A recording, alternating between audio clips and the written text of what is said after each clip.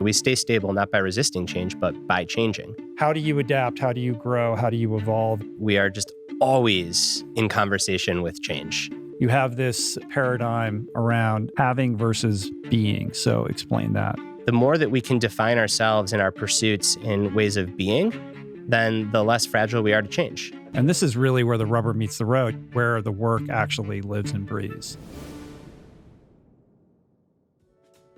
I'm extremely proud to introduce you to our newest brand partner, On. Check out their lineup of super comfortable, sleek, and durable pieces for yourself at on.com.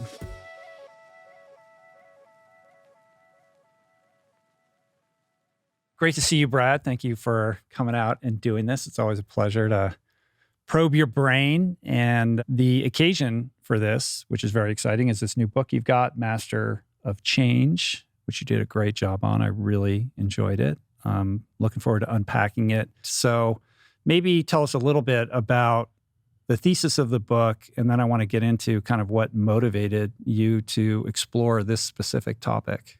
Yeah. So the thesis of the book is that we tend to think of change as something that happens to us or these singular events, when in reality, we are just always in conversation with change.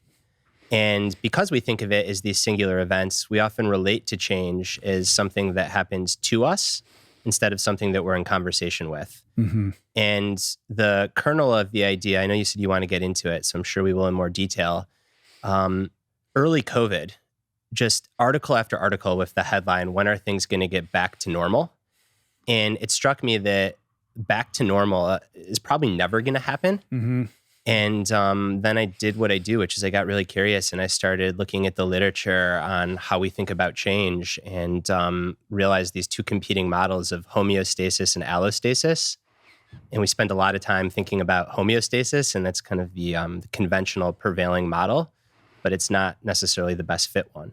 So explain that difference between homeostasis and allostasis. What is that concept? So homeostasis is this notion that living systems crave stability, and anytime that they are confronted with change or disruption, they try to get back to that stability as swiftly as possible. Mm-hmm. So it describes a pattern of order or stability, then some sort of disorder or change, and then back to order. Right. And that was sort of the prevailing, I don't know if theology is the right word, but kind of operating system for how things work, how biological systems operate, how ecosystems operate for a long time. That's right. Since the mid-1800s, a scientist named Walter Cannon coined it, and science was very different in the mid-1800s. I mean, we're talking like pre-vaccines, germ theory of disease. It stuck with us for a very long time, and it's really encroached upon not just scientific or biological change, but how we think about so many different changes, Mm-hmm. Including habit change. I mean, if you Google homeostasis and change, you'll see like, this is why losing weight is hard. This is why starting a habit is hard. This is why stopping a bad habit is hard. But then about 20 years ago, researchers reevaluated this model of homeostasis, and they said, actually, when you look at really vital, thriving systems, they don't follow this path of order, disorder, order. Yes, systems want to be stable, but that stability is achieved somewhere new by changing. And allostasis is a process of order, disorder, reorder. And what's fascinating is if you look at the etymology of these words, homo means same and stasis means standing. So it's having the same standing by being the same. And allo means variable. So allostasis is literally translated into stability through change. Mm-hmm. And I think that it's this beautiful double meaning where the way that we're stable is by being able to change to some extent. So we stay stable not by resisting change, but by changing. Extrapolating on that idea, you can't help but think about evolution. Like if it was order, disorder, order, there would be no evolution. It is only through the reordering that you see the adaptation, really. So what you're saying basically is there's a status quo, there's an intervening set of circumstances, and then there's an adaptation to those circumstances that hopefully creates a new version of that impermanent homeostasis. That's it. Yeah, and evolution is, I think, change on the grandest scale that we know of. And you see allostasis playing out at the species level, but then you zoom in on a given individual and you think about personal evolution or how we grow over the course of our life. And it's very much the same. Like, we're constantly somewhere in that cycle of order, disorder, reorder. And even if you lived in like a container that was completely shielded from the elements, you're still aging. So like, there's no escaping this cycle for any of us. And this is my whole thing. Obviously I'm somebody who thinks about change a lot. How do we transform ourselves? How do we grow? And how do we evolve? And part of that mental equation for me is internal. How are we responding to our environment? And that's something that you go into in depth in the book. But of course, it's also about how we're interfacing with our environment. And I think, this is sort of my whole thing. Not that I invented this. This dates back millennia, particularly in Eastern strains of thought.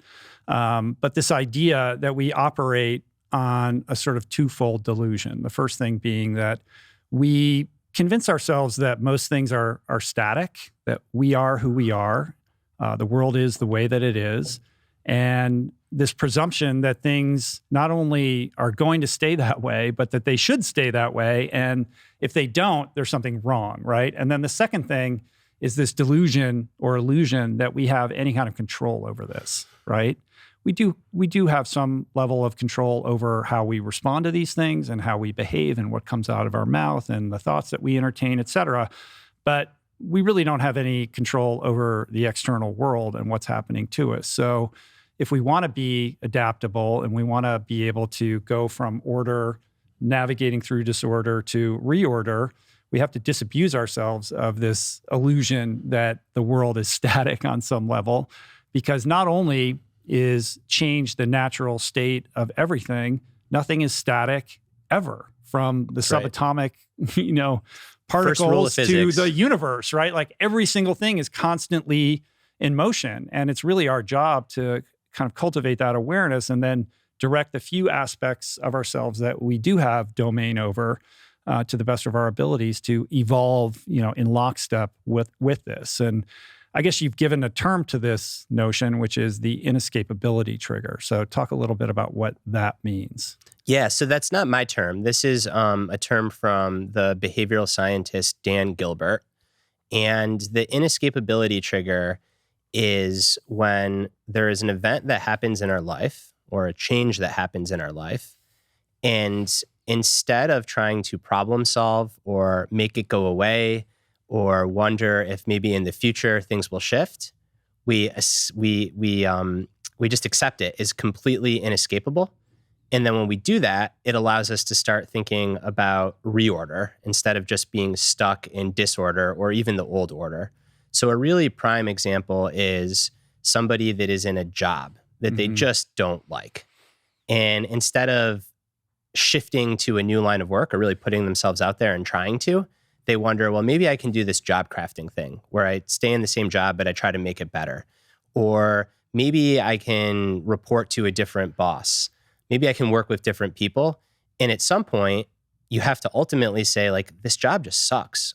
I don't want to do this. I don't want to show up and do this every day. And once you accept that as inescapable, then it actually allows you to have the potential to change. I think another example that you know as well as anyone is this notion of hitting rock bottom when you're suffering with a substance use disorder or many mental illness before you seek help. And I think that among many other things, that bottoming out is sort of the inescapability trigger at play. It's just like, this is it.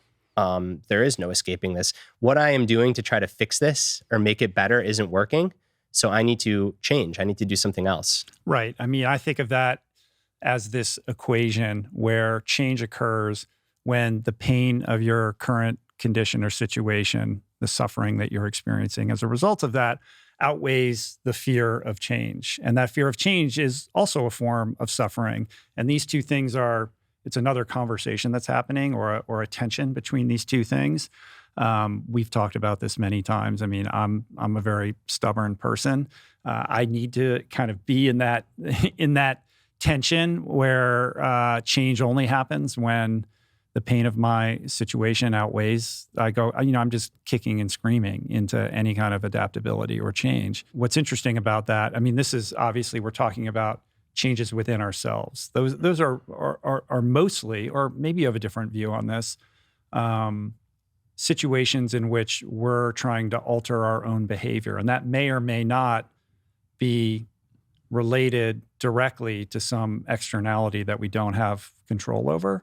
But the irony being, of course, that a better choice is always available to us, that we need not suffer in that regard in order to make that change. We can always adapt our behavior, but for some reason, we're kind of hardwired not to. I think it's because the disorder period or disorientation, undoing, whatever you want to call it, it's really scary and it can be quite discombobulating. So before you get to reorder, you've got to go through the disorder. You're very attached to the way that you do things. So that is a kind of resistance to change, or just a kind of refusal to review things objectively. And it's an emotional thing too. Like a lot of the tools that you go through and this journey that you go on in this book is about tools and tactics and practices and ways of thinking about, how you interface with the world and how to respond rather than react, et cetera.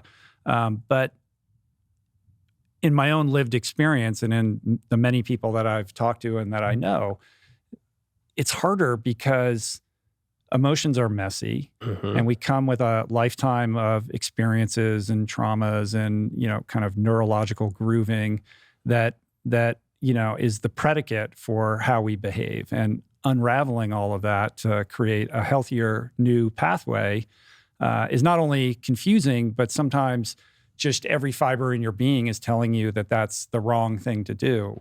That levels up that level of resistance and makes all of this a lot harder. Yeah, it's not easy. I mean, what you're describing is like voluntary personal growth and transformation. Right. And that's really a hard process. Yeah. And especially if you try to do it alone or you try to do it and you don't really want to and you think you should. I mean, this is something that you really have to want to do. And yet, aging, like there is no escaping it. So it is coming for all of us. Like I said, even if you lived in like a plastic bubble, completely protected from the elements. Brian Johnson. Yeah, you're still trying to control every aspect of your life. But you're still aging. So I do think like we have to be comfortable with impermanence and transformation, or at least get comfortable with this idea of it. But I think it's also important to note that we need not give up all sense of agency or stability. And I think that a common trap that people fall into is they think of it as these two extremes. So one extreme is stubbornness, rigidity, resistance to change for all the reasons that you just mentioned, and whether this is internal or external change. And then the other extreme is the very Buddhist or Taoist, let go, be one with the universe, go with the flow. And there's a wide chasm between those two extremes.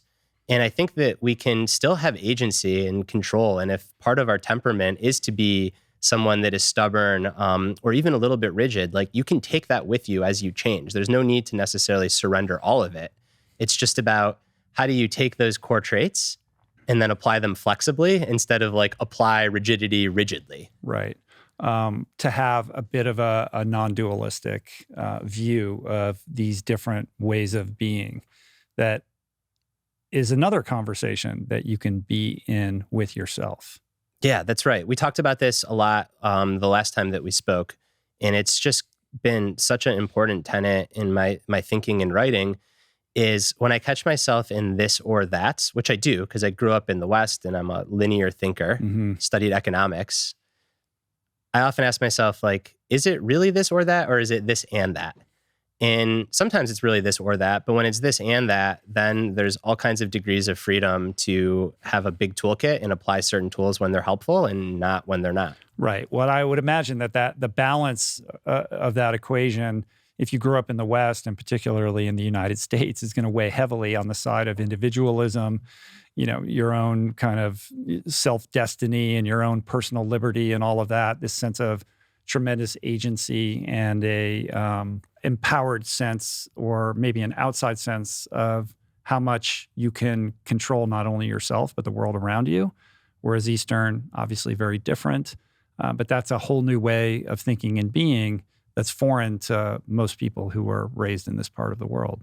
Yeah, that's right. When I was doing the research on cross-cultural differences with how we relate to change,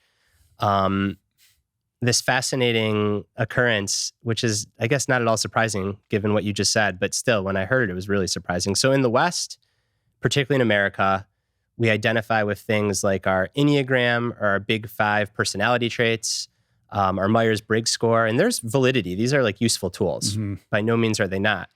But in the East, you talk about those things and people laugh at you because they're like, my Enneagram number is going to be completely different if I'm with Rich versus my mother-in-law, if I'm hungry, depending on how well I slept, at age 30 versus age 20. And I think that it's back to this non-dual thinking. I mean, I do think that there are parts of us that are persistent and that sometimes we wish weren't so, but oftentimes it's what makes us who we are too. And like learning how to be kind to ourselves and work with those parts. But I think, yeah, in the West, we over-index on those and not pay enough attention to everything that's happening around us. Static identity versus this multiplicity of identities or multiplicity of personalities. It reminds me of IFS, Internal Family Systems, and Richard Schwartz. This idea that we are the amalgam of many different people, and those different strains of ourselves show up in different circumstances depending upon what is demanded of us. I think that when it comes to identity in particular, change is really challenging. And the extreme examples are you look at an athlete that is forced to retire because of injury or illness, or even an athlete that's not forced to retire, that just aging takes them out of their sport. You look at individuals and the struggles that they often face upon retirement, or a founder, if their company doesn't work out. Really high rates of depression, anxiety, substance use disorders, addictive behaviors as well. And I think that it is such a risk for everyone, but particularly people that like what they do, to have your identity become too closely fused with what you do, particularly if that is the driving force of your identity and if there's not much else around it. Well, that's what most of us do. So the example that I like to use, or the metaphor that I like to use, is I think it is really helpful to think of your identity like a house. And within that house, you want to have some different rooms. And you might have the room of parent, of partner, of creative, of athlete, of employee, you name it. It's okay to go spend all your time in one room for a season of your life, maybe even a few, right? I mean, a couple books ago, right, I co-wrote The Passion Paradox. It's literally in the subtitle, like a guide to going all in. So it's okay. You don't have to balance your time across all 5 of those rooms or 6 of those rooms. But I think it is just so important to make sure that those other rooms are available to you so that when shit hits the fan in the room that you're in, you can go step into another room. And this isn't just my hypothesis. In the literature, it's called self-complexity. And individuals that have higher levels of self-complexity tend to be more resilient to change. Right. If you're so all in on one thing and there's an endpoint to it, or there's an intervening event that suddenly makes it no longer possible for you to be that person or do that thing, it can be not only very destabilizing, but actually just cataclysmic. You see this with all manner of athletes who don't make the Olympics, or they do make the Olympics, and then afterwards they've never thought about who they are. Yep. And they have to go through this difficult reimagination or disorder reorder process, as you would phrase it. And that can be very difficult. And I've often thought, well, what is and the Passion Paradox, obviously explores this, but what aspect of that is disposable if you're trying to pursue mastery at the highest level of elitism, whether it's athletics or anything else. Like, you do need a certain singular, all-encompassing focus in order to maximize your potential at the cost of everything else in your life. Sometimes. What say you, Brad? So I say Nils van der Poel. Okay, let's get into this because I got a lot to say about this. Yeah. I know you go into this, but lay it out. So Nils van der Poel is a phenomenal speed skater. He's the best in the world. He won the gold medal at the 5K and the 10K, the most recent Winter Olympics. He also set a world record.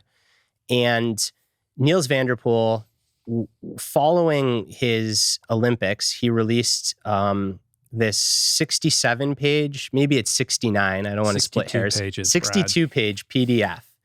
And it was, in theory, a guide to how he trained. And it was a lot of specific workouts and how he trained. But it was also this just wonderful individual philosophy of approaching mastery and excellence in sport at the highest level.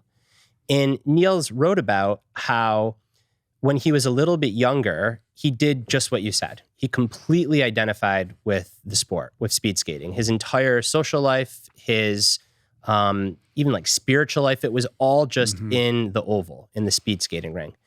And in the build up to this Olympics, he shifted and he took 2 full days off a week. And during those 2 days, he was as normal of a person as he could tolerate being. So he mentions that he went out for beer with his friends. He ate pizza. If someone wanted to go on a hike, he didn't say, oh, I'm not going to hike because I'm supposed to be in my Normatec boots all day. I'm going to go hike. And for a speed skater at this level to take 2 days a week completely away from the sport was relatively unheard of. Now, I'm sure we'll get into it. He had this 5-2 training program. So the 5 days he was training, all he was doing was training. So let me just interject a little bit here. This 62-page PDF, How to Skate a 10K and also a 5K, which is kind of like the subtitle of the whole thing, on its face is this training manual, but on another level, it's also sort of a manifesto. And it has this very Thoreau-esque kind of Walden Pond philosophical flair to the way that he writes. And when he published this thing, the whole endurance community went bananas. And I know in your book, you say like everybody's like texting you or emailing you. You got to read this. Everyone's chatting about this. And this is something that's been discussed on this podcast before. And when I did my podcast with Gordo Byrne, we went deep on it. And he adopted the 5-2 method. I love Gordo, by the way. Yeah, he's great. Guy. He's great. And so there's a certain kind of philosophy around the 5-2 where you're getting a little bit extra rest so that you can bounce back and train harder.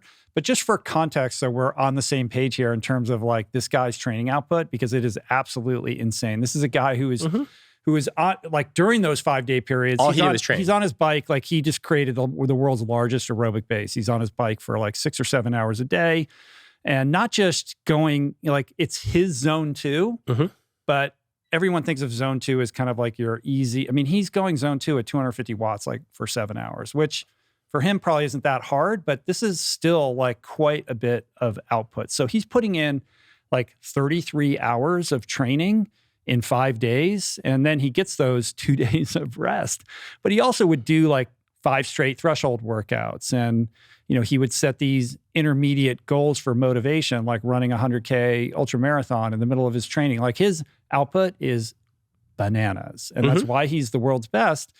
So I think a lot of people read that and were just astonished at the amount that this guy was training. And they were curious about the 5-2 method. But what you're getting at is kind of the between the lines subtext of this whole thing, which is that it was motivated out of a desire to expand his concept of who he was and his identity so that he could embrace his training from a more holistic point of view and enjoy his life and take life as, you know, life comes, as opposed to being so overly invested in the results, especially when you're going for the Olympics, because it's literally like one day. If you have an off day, and he talks about that, like you're fucked, right? So what does that mean? And who are you if you get sick that day? Yeah, and it's not like my reading between the subtext. I guess it is a little, but he says as much. He says that having a life outside of speed skating allowed me to skate without fear. Because if shit hit the fan, then he still has this other life outside of speed skating. So I'm not here to say like his training was well balanced or anything like that. Right. I can't comment on it. He's clearly a freak. He's the best in the world. Genetically, training wise, phenomenal. But what is fascinating to me is how intentional he was about ensuring that there were other elements to who Nils van der Poel was, even in the build-up to the Olympics. And then sometimes as a writer, you just get lucky. And like these stories have the most poetic endings that you didn't even know was going to happen.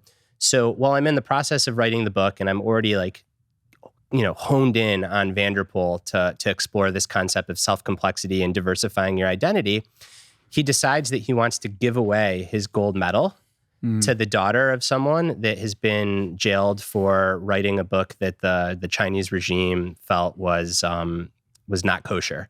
So like the ultimate shedding of identity as an Olympian is like you work so hard, you win this medal, and then you give this medal away for a cause that is human rights that now he says he wants to do human rights work. So I have no doubt that Nils van der Poel was hyper-focused on speed skating. Like you have to be to train 33 hours a week. And he did diversify his sense of self and have these other rooms that he could go into, which made him that much less fragile. And I think it makes you better at your primary craft. Right. There is an argument that is what made him better. And I think there's a certain, he's not the only example of that. Like I'm thinking of Francois Den, who's somebody I interviewed who has a similar kind of life philosophy. There's something European about that. Like we enjoy our life. I'm going to have a glass of wine and I, do other things and I have kids and all of that, that allow you to go into your racing with a level of kind of perspective on what it means. Or, maybe even Courtney Dauwalter, who has a very happy-go-lucky, it's like she's killing it. But I get the sense that if she didn't win these races, that she'd be fine. Yeah. And we look at these extremes. So like another great extreme example is Shalane Flanagan, who's a close friend, who like very intentionally saw that her career was winding down, loves cooking, so partners with Elise Kopecky, who's a chef and dietitian, and like gets really into cooking so that she has an off-ramp from running professionally, which is writing cookbooks and being in the food scene.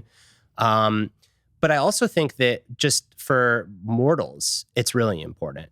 So the book I'm looking at that we're talking about, I obviously want to do really well. I want it to hit all the lists. I want it to sell all the copies. And yeah, if it doesn't, it'll suck, but I still have the dad room. I still have the husband room. I still have the athlete room. I still have the neighborhood community room, and I'm okay. Like I will be okay. Maybe the sucky period will be being really upset for a couple of days instead of a couple of years. And I think that like that is the primary risk, regardless of your level at your craft and your pursuit. But if that thing is the thing and there aren't other things available, then when things change, it's going to be really rough. And you don't just see this with work. I mean, think about how many people just get destroyed when their kids leave the house and they become empty nesters. I mean, QAnon is like a high proportion of empty nesters because like your life is full, you have kids, now there's emptiness. Oh my God, I need belonging. I need a hole to fill it with.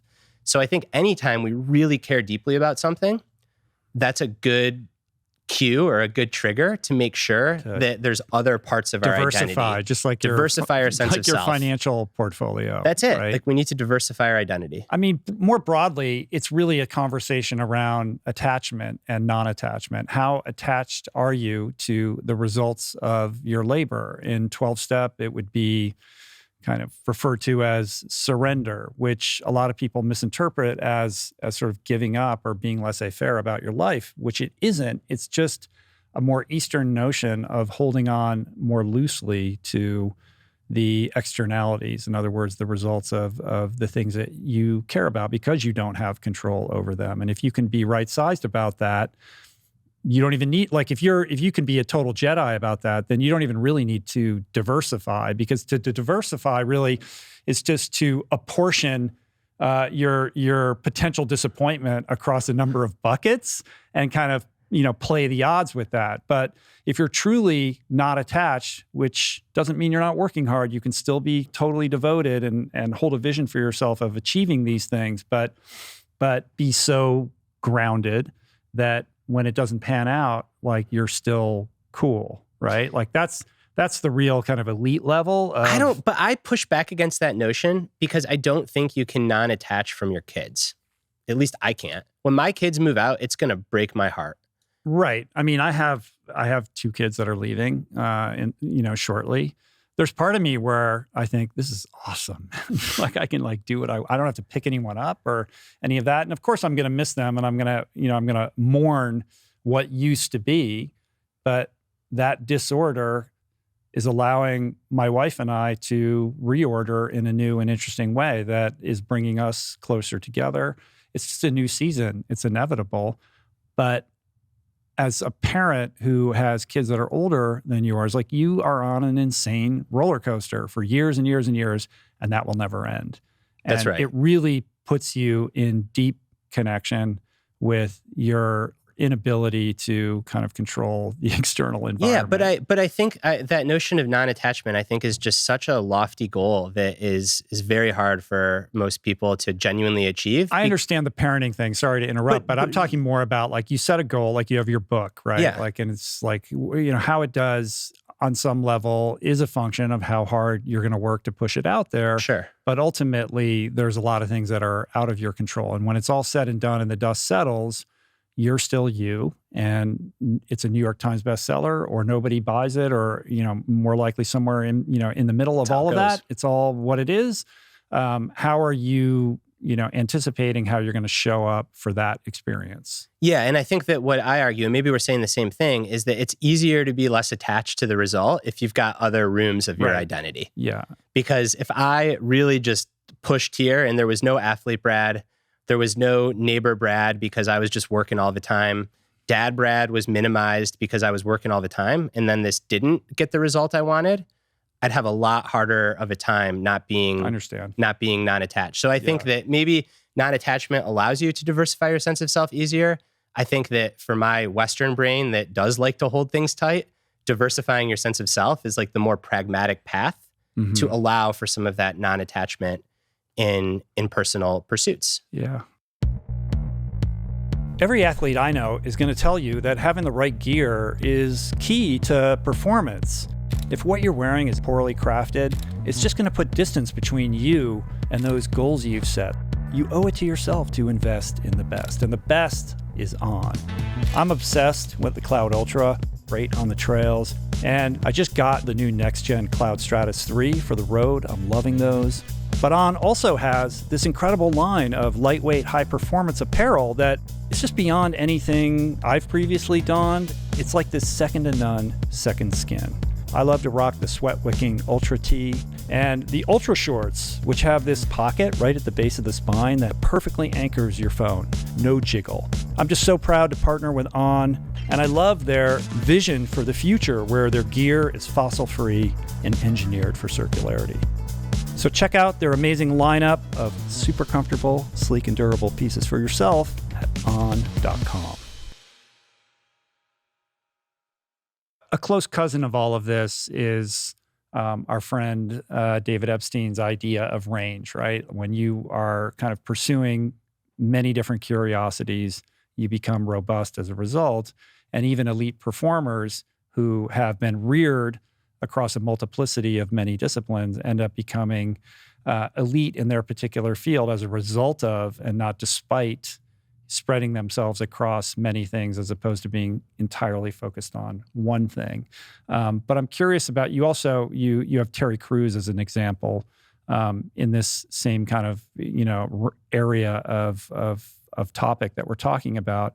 And I had a few questions about how you think about that, because this is a guy who's excelled across a variety of disciplines in different seasons across his life. So explain your thinking when it comes to a guy like that. Yeah, I think that Terry Crews is another one of these just phenomenal individuals, and also just like strikes me as a really good person. I really like Terry. And Terry Crews had these parallel paths running really from the time he was a child of art and sport. And most people knew Terry Crews as like the linebacker, but he got a scholarship to Interlochen Art School. I grew up in Michigan. This was like the place that all the artsy kids went. And ultimately chose football and pursued football and played in the NFL and had a hell of a career. But in the locker room, he would like draw portraits of the other players. Like he never left the art room. And then when football career ended, because these careers are very short for pro athletes, he went through a period of disorder, right? Like he was basically way underemployed, and really like was sweeping floors, didn't know what he was going to do next. And now we know Terry Crews not as a football player, but is an actor, which is in the arts. So he held on to both these parts of his identity. He's a furniture designer. He's artistic. He's a creative. Yeah. So I think that Terry Crews is a great example. And, Walt Whitman said it best: we all contain multitudes. And I think it's so easy to forget about that and to get caught up in one element of ourselves. And then our world gets more narrow and more narrow and more narrow. And then when that thing changes, we're completely thrown off kilter. So there's all kinds of different ways to think of your identity as fluid or diverse. There's what we're talking about, which is having different rooms to your house. There's this notion that we touched on a little bit earlier, which is like you have an independent self, which is your agency, your ability to control things, your ability to problem solve. And then you have an interdependent self, which is yourself in systems. So how you are with your family, how you are with your community, how you are with your organization. And we also have what Zen Master Thich Nhat Hanh calls our conventional or historical selves and our ultimate selves. And our conventional self, it's the self that's having this conversation with you. It's inside my skin and my skull. But my ultimate self, like people are going to listen to this and then they're going to hopefully change something. Someone might read the book and then pass it on to a friend. And like that is the self that kind of is just one with the universe, and not in a spiritual woo-woo sense, although it can be, but like in a very pragmatic sense of physics. Everything that we do is connected to other people. And I think that in the West, where we run into problem with change, particularly as it relates to identity, is we cling on tight. So we think of ourselves as one room, unifocused. We think of ourselves as independent, not interdependent. And we completely forget about our ultimate self. And we just think about our historical self. And as a result, like a lot of suffering when things change, because it's like our small ego self.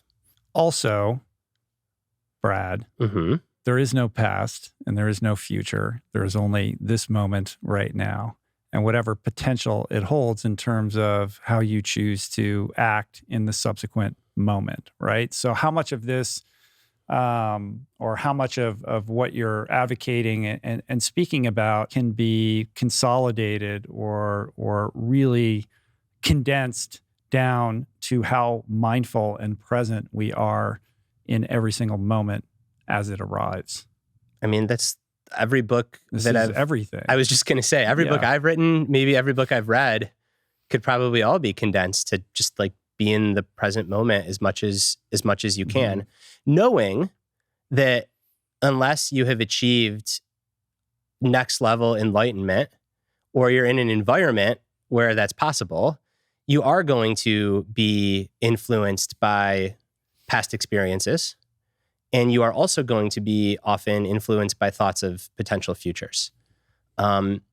There is a reason that most people that reach enlightenment do it in caves or in monasteries where there is no real communication with other people for extended periods of time. Because out in this world, we adapted to use our past to learn from and to inform our present. And we also adapted to be able to look forward. So living in the present moment is a really powerful tool. But if you're going to exist in the world, in the modern world, at least, you also need tools to deal with the fact that we're not always going to be present. And that's okay. I'm thinking about the extent to which, in thinking about past, present, future, et cetera, and how we can have this non-dualistic perspective or hold these two ideas lightly between the conventional self and the ultimate self, or what the future may hold and what the past is impulsing us to do. It strikes me that it's crucial, if you're going to navigate this journey as consciously as possible, that you have to do an adequate amount of internal excavation to kind of understand yourself. Like, what is the narrative that you're walking around with that's dictating your behaviors? And is that true? Let's really stress test that. Or let's, get into your past traumas and how they're triggering unhelpful behavior patterns time and time again, because there's an unconscious kind of operating system here that will persist without that kind of work. And so you can read your book and you can do all these tools, but if you're not actually reckoning with all of that, you're unlikely to kind of claw out of whatever paradigm you're in and start, reorganizing your life around a better trajectory. That's right. I do think that trap is getting caught up in excavating and digging and just peeling back that onion more and more. And at some point, like, it is what it is, back to the present moment. And like, however you got here, here you are. And understanding how you got here and having narratives around that and stress testing your narratives and choosing a narrative that is most helpful, all really important. But then at some point, you've got to meet the world where you are and where the world is, and act yourself into who you want to be or how you want to change. So the way that I have come to think about this is we've all got, whether we know it or not, we've all got these core values. And core values are guiding principles that we really aspire toward. Examples could be things like creativity, health, authenticity, family, community, so on. And for each of our core values, we want to have like fairly concrete definitions of what they mean to us, right? This is like who we want to be, how we want to act ourselves. In your words, mood follows action. Well, what are the actions that we want to take? And I think that they should align to these core values that really make us who we are. And then our work is to take those core values and apply them really flexibly so that when everything around us changes or when we're going through internal change, we can use those core values as a map to guide our actions and guide our behaviors. The metaphor that I like to use is that of a river. So on the one hand, you can think of ourself as flowing like a river. There's the famous Heraclitus quote, "You can't step into the same river twice." That's me and you, man. Like, that's identity. We are always changing. We're in this process of becoming. But a river without its bank is just random water.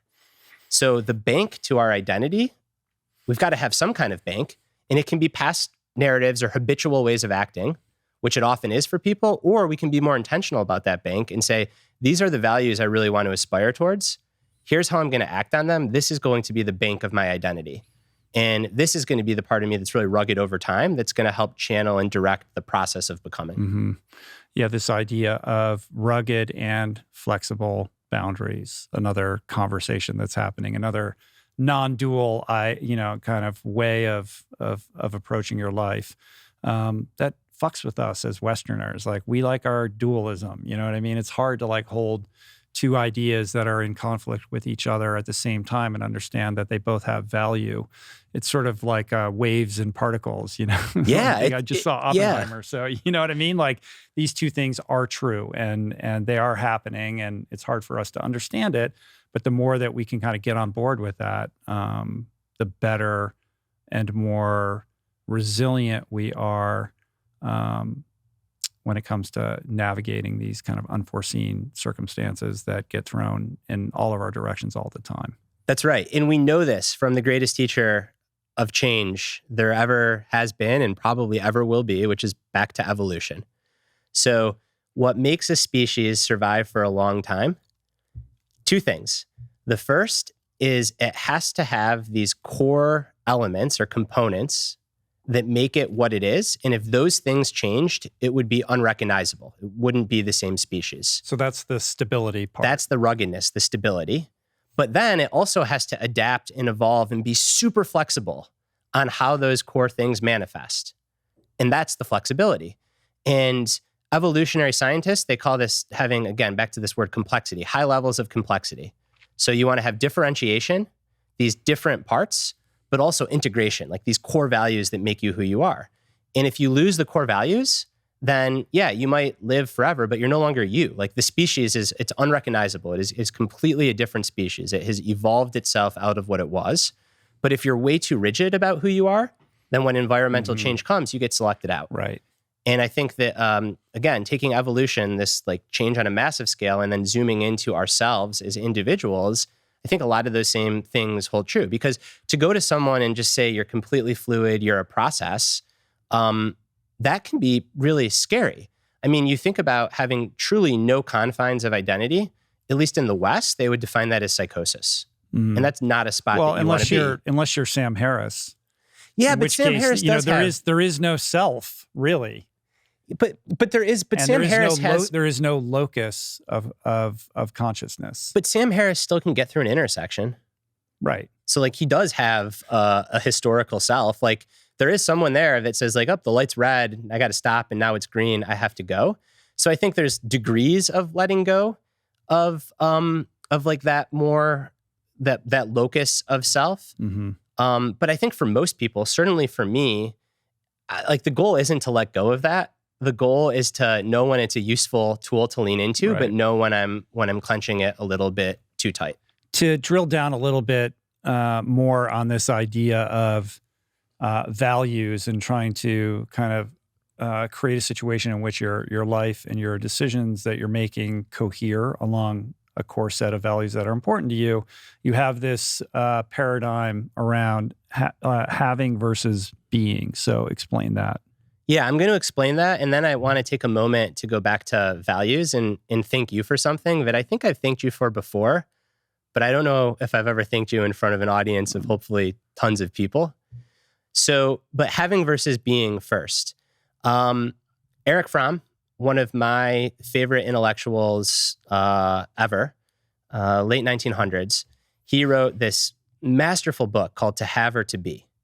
And in it, Fromm defines having is owning something and having a relationship with it, which is an I-it relationship. So like I am the subject, it is the object. And then being is very different. Being is a verb. It is being in conversation with that thing. It is more of an essential relationship to it. And what Fromm argues, and he's right, is that when you have, you suffer a lot because all the things that you have will inevitably change.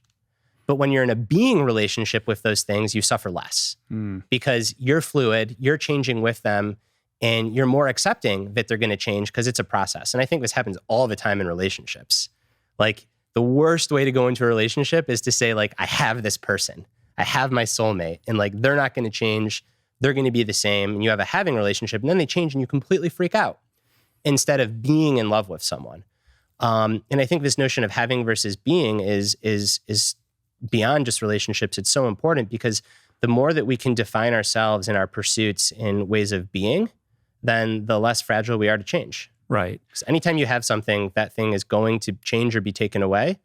And then it's going to be brutal. Back to the parenting example, because I'm shocked at how soft having kids that are slightly older is making me. Like, I'm not a baby person, but Theo, my oldest, is now almost 6. And I'm just madly in love with him. It's crazy. And I have to constantly remind myself, like, I don't have a kid. Like, I'm being his dad and being his partner in life and a friend. And it'll still be terrible when he leaves. I mean, I hope he leaves. It'll be good for him. But thinking about it in this context of being in relation with him instead of having a child, that mindset shift has already been very helpful for me. Well, having also implies attachment. Yeah. Right? And I'm trying to think of a caveat to this. And the only one that I can really come up with is a situation in which somebody has a desire for some material thing. And because of that attachment, that person is driven to make changes in their life in order to accumulate that thing, whether it's a car or a job or a house or pick what the have right you. thing. Yeah. And that could be a motivator for personal change that could, for sure, that could turn you into a better person. Again, this is a Western paradigm, being the Eastern paradigm. Obviously, it's the hard work leading up to that and the anticipation of getting the thing that is the real driver and teacher, that journey. When you actually get it, then you are disappointed because you realize you're the same person, whatever, and then you're in for, a bit of a reckoning. And a being way of being is a completely different way of interfacing with the material world, in which those externalities, those material things are not, it's not that they're unimportant, but they're not defining, I guess. That's right. Is that an accurate way of how you think about that? Yeah. In things for sure, but also even our attributes. So like having a skill versus being an athlete. Oh, that's interesting. Yeah. Because like you have a skill, well, that skill is going to change as you age. Whereas being an athlete, you can define so much more broadly. I think of Amby Burfoot, the Boston Marathon runner that is like shuffling, but still out there running because, you know, he's a runner, like he's into being a runner. But if he had a having relationship with the sport where he had to go fast, he wouldn't be doing it anymore, or he'd be doing it begrudgingly. So I think it's the clearest example and the simplest example is when it comes to things. But I think even how we relate to activities in our lives, trying to be in being mode, not having mode, goes a long way. And then to your point about sometimes wanting to have something can be the impetus or the catalyst for change. It's just about picking the right things. So like, there's nothing wrong with wanting to climb to the top of a mountain and get on the summit. It's just important to pick the right mountains. Mm-hmm. And to understand, Light Watkins was on the show recently, and he said something along the lines of, the happiness that you'll experience when you summit Mountain X, Everest, whatever it is the happiness that you bring with you. Yeah. Right. So there's the anticipation or the expectation that you will be altered through the achievement of something or the accumulation of some possession or job or what have you. But you are who you are. Yep. And the more you can inhabit that notion of being, you will sidestep the disappointment of that, sort of revelation.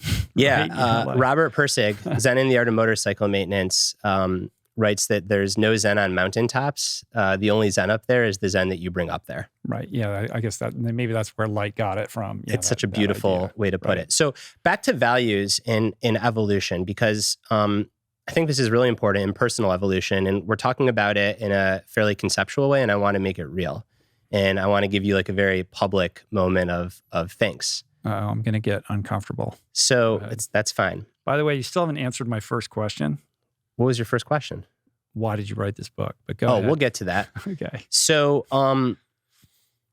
let's see. This would have been like 2017, 2018. We talked about it quite a bit last time I was on the show, so we don't need to rehash it. But I got really sick with obsessive compulsive disorder and secondary depression. And Peak Performance, my first book, literally fucking called Peak Performance, is out in the world and it is crushing. That book is selling all the copies.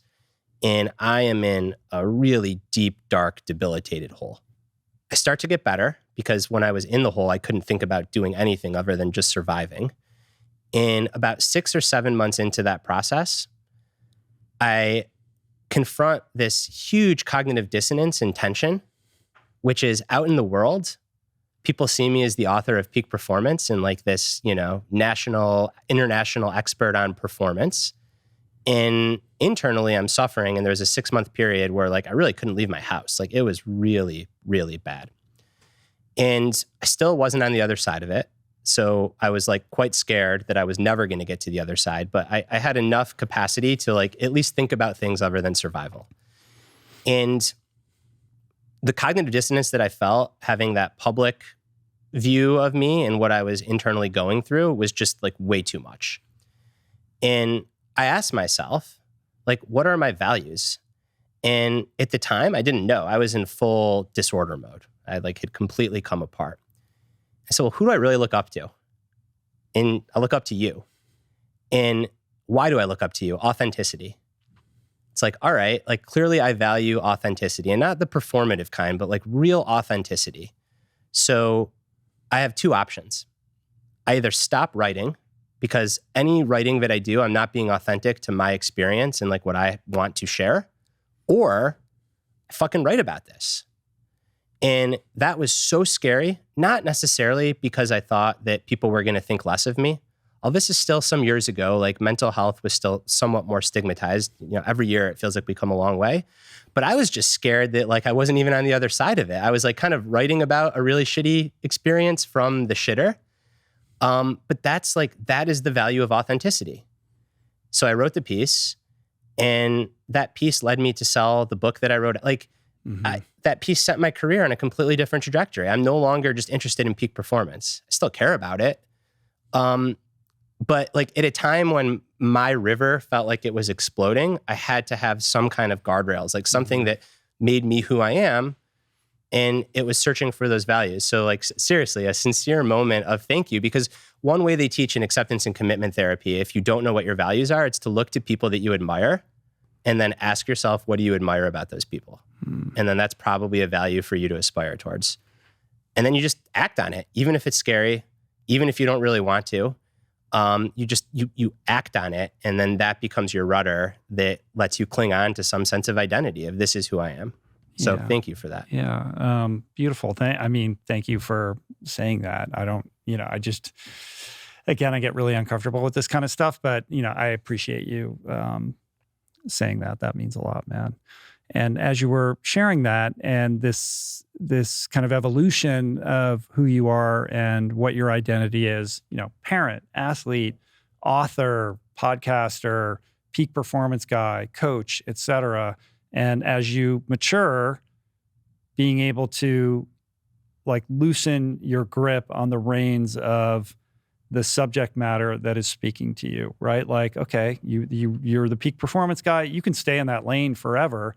But ultimately, growth and maturity is demanding more of you. And it's a question of whether you're going to kind of heed that or stay in that safe lane because you're like, well, this is what works and this is what people want to hear from me and everything else is really scary. But ultimately, the value that you're able to provide comes with shouldering that responsibility, accepting it, and kind of walking through the fear of doing something a little bit different. It's no different than a band who, basically is known for a certain sound and puts out a new album. If you're an artist, you're going to be putting out new stuff and you have to be unattached to the audience's response to that when they're looking for the hits that, they grew up with or what have you. And I've reflected a lot on that in my own life as somebody who's going through a number of transitions, swimmer, lawyer, then sort of ultra athlete and being very conscious, like when I was doing those ultra endurance events and then ultimately writing about that and finding ultra and then thinking about like, what is my vocation going to be and how am I going to support my kids and where can I hang my hat where there's some degree of longevity that I can bake into whatever it is I'm doing, realizing like, well, being the vegan ultra endurance athlete, like I was already 45 at that point. Like this is not has an expiration date. Yeah. So how do you adapt? How do you grow? How do you evolve? And the podcast, I think, is a reflection of that. It started in one place. It's something very different now. And it's always been a show with a wide lens to have conversations with all different kinds of people about different things. But I think it did start from a view, kind of a narrower perspective of like endurance athletes, nutrition, being very fitness focused. And now it's much broader than that, right? And I've been able to kind of adapt and grow and mature alongside that and step outside of my comfort zone to talk to people that scare me or intimidate me. And then to begin, writing about other things that aren't related to whatever was going on in Finding Ultra. And that's what growing up is too. Yeah. That's what like being an adult is. Yeah. And being okay with maybe changing your definition of success to be even more internal. Because like, maybe you are more successful if you're just the ultra vegan guy and you just hit that nail. There, yeah, I know. You could like be even like when I do the podcast, like when I have certain doctors on, I know those are going to be they're. It's just those are the ones that are going to work, right? So I could just do that all day long, but that's boring. Like how much more can I say about that? I need to constantly be following my own curiosity in order to grow. And that means I'm going to have conversations and do episodes with people that I know, like, these aren't going to be big hits, but this is important to me. And that is what's authentic to my own interior experience. And ultimately, I think it creates more long-term value for the library or the canon of what I'm trying to put out there and as a reflection of who I am. In the short term, though, they might seem like ill-fated decisions. Yeah, I think that's right. Well, they're ill-fated decisions against an external metric of downloads or people talking about it. Not in accordance with my own values, internal barometer. Exactly. And that's it. I mean, I think values are an internal dashboard. So we have all these external dashboards that we can pay a lot of attention to, and we can let them make our decisions for us, or we can have an internal dashboard and measure ourselves up against that. And I think that true success and fulfillment is when you use your internal dashboard more than your external dashboard. Yeah, and I've gotten a lot better at that. Like I don't pay attention to metrics and all that kind of stuff nearly as much as I used to. I'm not perfect at that, but I'm happier when I'm detached from all of that. But I was wondering, like, if I hired you as my coach, like, what are you going to tell me to do? Like, what's going to happen, Brad? Where are my blind spots? It depends. Yeah. We'd have to flip the script. Maybe we should do an episode where I just like have a coaching session with you. Yeah, that would be fun. We could do that. But yeah, I mean, the honest answer is I don't know. I mean, you'd have to tell me a lot about where you're feeling pain points and where you're struggling to get into a conversation, because there's no plug and play to excellence. It's like meeting someone where they are with what they're going through, and then peeling back the onion, like we talked about, but eventually saying, all right, like we've peeled enough. And now it's time to do the work. I was talking to my colleague Chris this morning about coaching, and it's really interesting that as a coach and as a client, the sessions that are really memorable are where you diagnose the problem. So someone comes in and they've got an issue and they're not really sure like where it's stemming from, and then you finally find the problem. So pretend that like someone's face hurts. This is not what a coach does. This is what a physician does, but same kind of thing. So someone's face hurts and it's like global and they're tired all the time and they start having a fever and you don't know what's going on. And then you finally locate, like there's a little abscess under the molar and it's like breakthrough. So those are the best coaching sessions. Like, why am I feeling imposter syndrome? Why can't I relate to my teammates like I want to? Why is nothing ever enough? And the breakthrough happens. It was a way that you related to your parents or a prior job, or even like a best friend that you're still constantly comparing yourself to. And that's like finding the little abscess under the molar. But then for the next 6 months, you got to show up and brush your fucking teeth. And like, that's what the coaching is. Right. So the breakthrough session is like the intellectual, like this is awesome. But the illusion is the work. The insight is not the like work. So in 12-step, they say self-awareness will avail you nothing. It's like, oh, now I know I'm this. And you think that you've solved the problem. No, you've just identified it. Yeah. And the insight is, again, like that's what's sexy and that's what's interesting. And that's what then you go home and you tell your partner about or your friends. But then it's like, all right, we found the abscess, but like now you got to brush your teeth. So what does brushing your teeth look like? And that is very much more in the realm of behavioral activation. Just show up and like brush your teeth. And sometimes it's boring to brush your teeth. It's sucky and not boring, and not a good social media post to brush your teeth. Yeah, it doesn't really track on. Right, but if you want to get rid of that abscess, you got to brush your teeth. And I think the same thing applies to all changes. So why did I write the book? Because I don't want to completely evade you. I think the first reason and foremost is I try to write the books that I think I need, because I want to go on this intellectual experience of trying to learn about something that will help me. And in the 5 years prior to the book, I had significant life changes in a pretty intensifying manner. Maybe it's just getting towards middle age, but became a father twice, moved across the country, stopped doing any contract work and truly just went on it as my own, as a writer and a coach.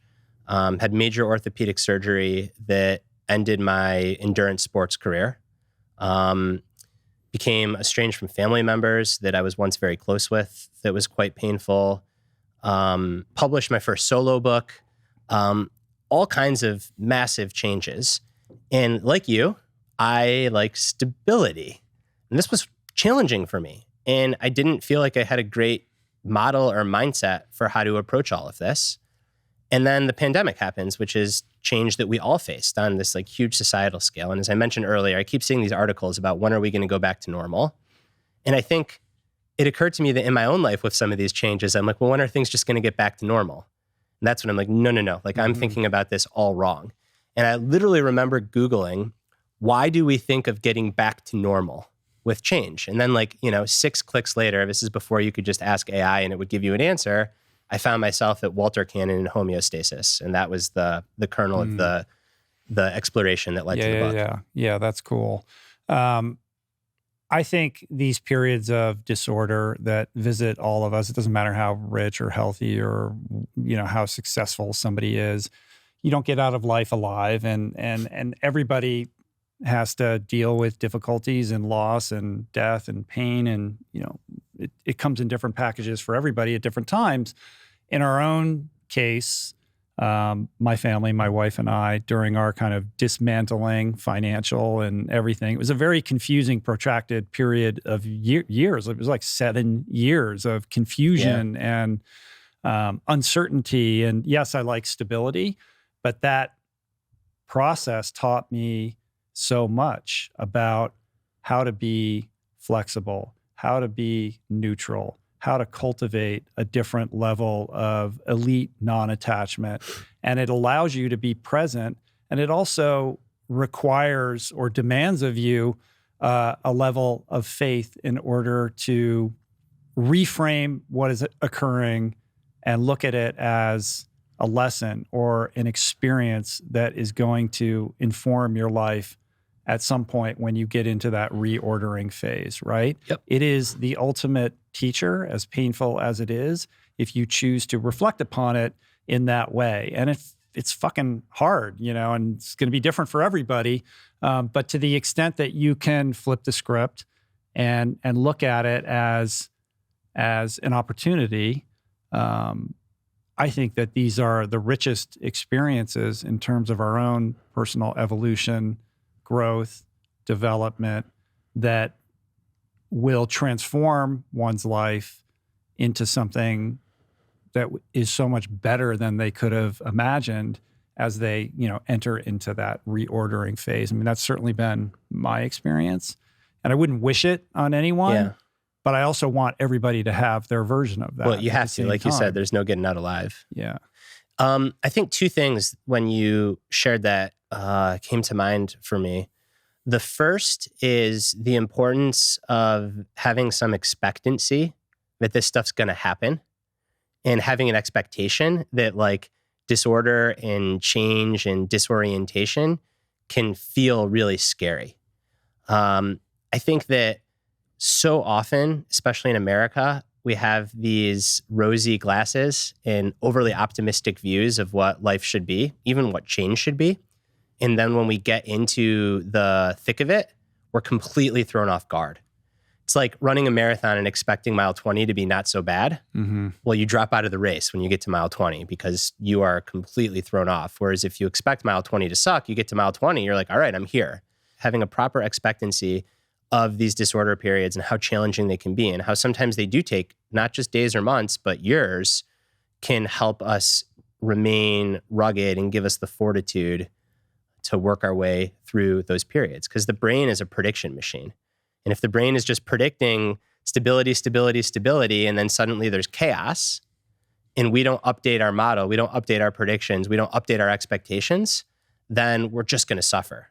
But that level of expectation has to be calibrated such that it's healthy, because the other end of that spectrum is being a fear-based person who's walking around, just waiting for everything to go to shit all the time. And that can be a very toxic person for sure to be or to have in your life.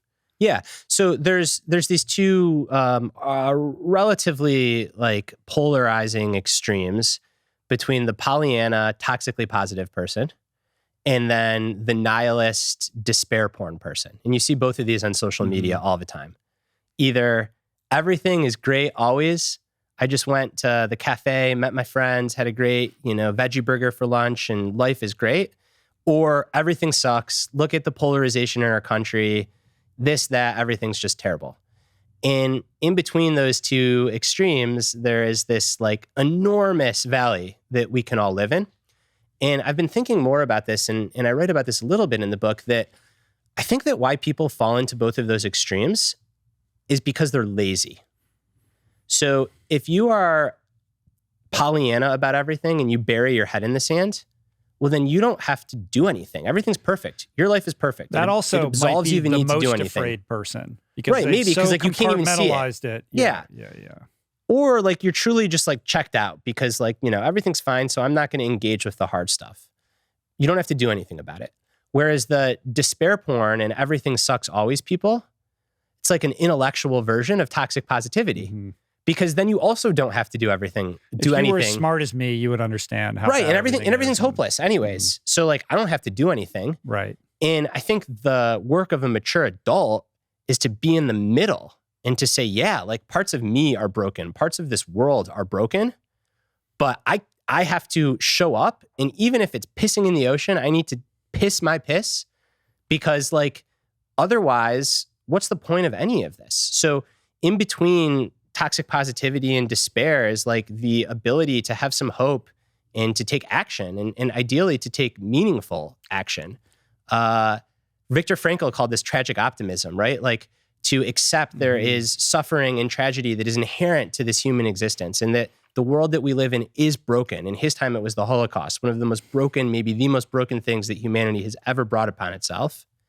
And yet, even amidst all that suffering, we have to trudge forward with as much of a positive attitude as we can. So it's not delusional optimism, it's tragic optimism. Bruce Springsteen, going from phenomenal quote to phenomenal quote, he talks about like meeting the world on its terms without giving up hope. Mm-hmm. The other example you have on that point in the book is Brian Stevenson, somebody who's just an extraordinary human who's devoted his life to, tackling very difficult issues and nonetheless maintaining a level of hope and optimism. I'm thinking about Jane Goodall and her Book of Hope, and talked about that on the podcast. Which is hard. Like it takes work. It's remaining hopeful in the face of dire consequences and being mired in work that has no end, right? Yeah. There's a certain regalness, I think, to that. There's something aspirational about people who are able to do that, and that's part of why we look up to them, I think, as examples of the better human spirit that resides within all of us. But you said, it's the middle, right? Like you're the middle guy, right? Like when I think of Brad, don't know. everything is like, it's in the middle. Well, isn't with it? Brad. It's not necessarily always like smack in the middle, but yeah, I think like oftentimes extremes just are not very useful, or they're useful insofar as like they're rudders that we can bounce between. But things really rarely are on extremes. I mean, every once in a while they are. It's a hard pill for me to swallow, Brad. Yeah, I know. I hear you. And that's just my approach. And like there are other approach. A recent guest that you had on, who I've enjoyed watching his own change and evolution, I don't know him personally, is Tim Ferriss. And I think he said it in your episode multiple times, like he lives more on the extremes. And for his temperament and his approach, like that works out really well for him. Whereas for me and a lot of the people that I've worked with, I think like those extremes are helpful tools, but we got to have other tools. Mm-hmm. And yeah, like, maybe I am the ultimate moderate. Maybe that's why I don't have that many social media followers. You're definitely like, your default is always like in the middle, right?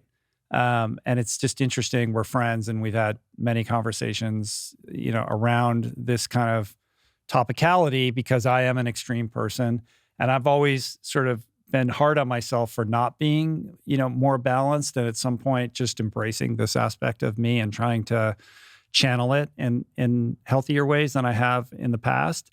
But there is something, kind of inherent in how I'm wired, where I feel most alive when I'm completely immersed in something and giving it my all. And it's difficult for me to take on a project or get involved in anything where I don't have that opportunity, because I don't feel like it's not as fulfilling to me. Yeah, but I agree with you, I think, on that. So I am completely in alignment with you on, is like, going all in and finding things that really light you up and that help you achieve a flow state or mastery, and then pursuing that all the way. I think that is a huge part of what gives life meaning. In my language, I call it excellence, like pursuing excellence.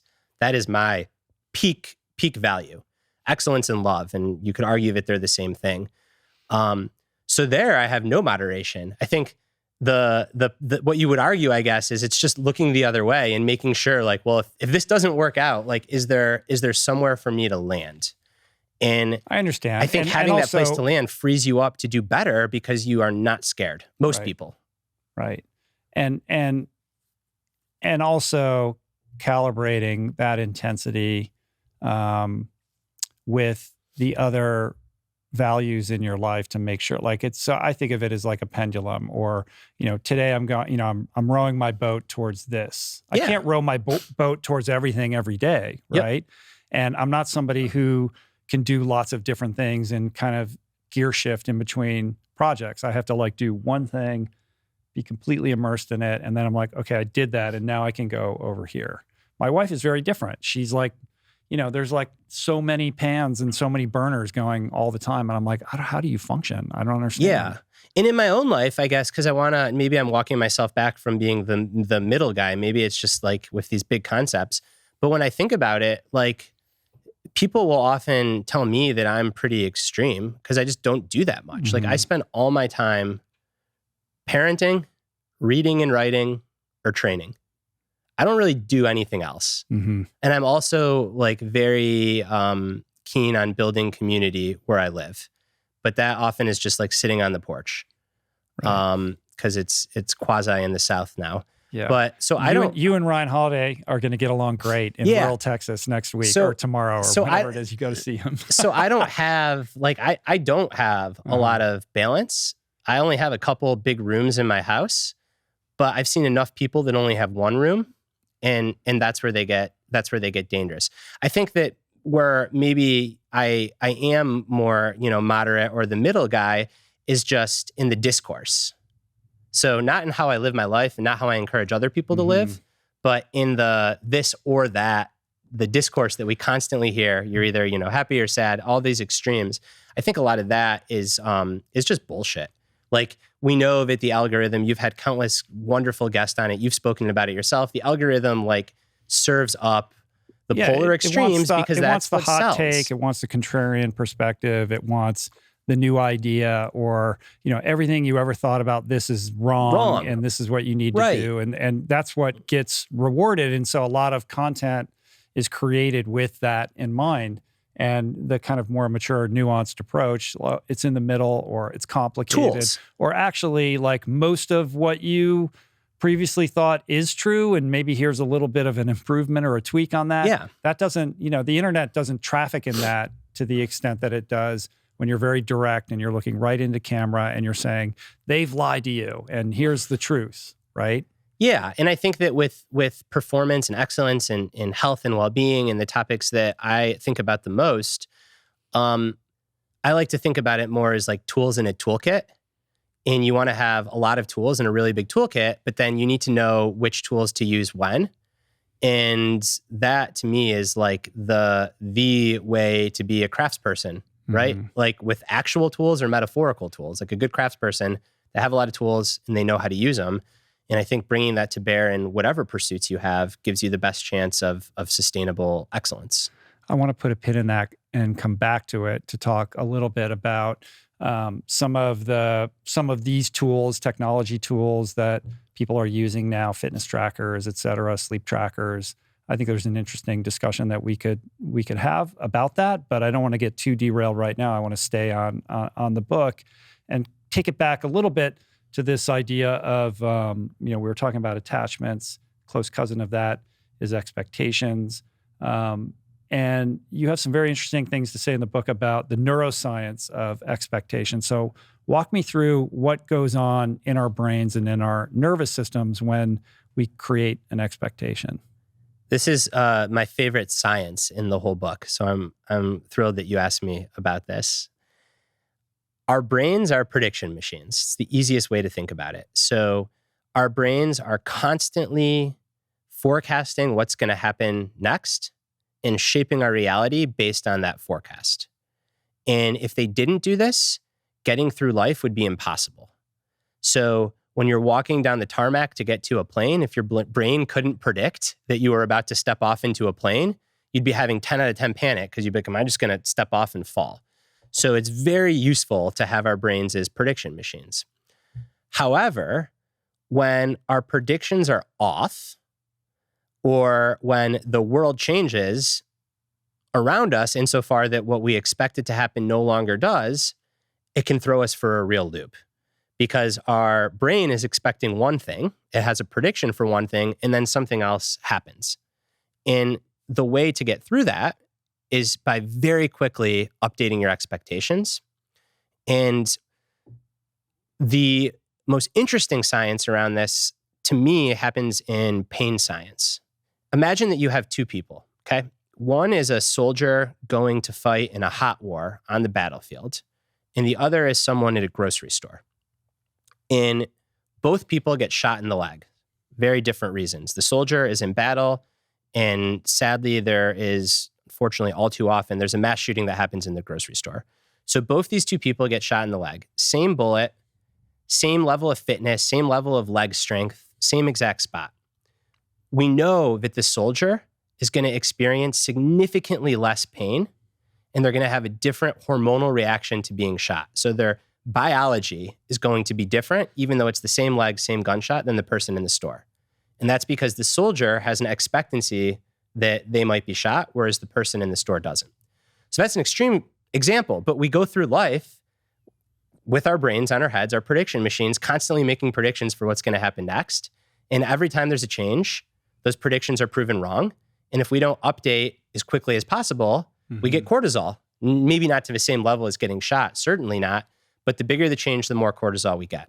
So being aware of it, this is how our brain operates, and being able to pause in those moments when our expectations are not met or when things change around us is really helpful to center us and then to bring us back into the moment so that we can confront the reality that it is not as we thought it would. And confronting the reality as it is really a function of responding rather than reacting. And it goes back to mindfulness and meditation in order to be able to buy yourself that little sliver of time in which you can mentally process or emotionally process what's happening to a significant extent that would allow you to then mindfully respond as opposed to just impulsively react.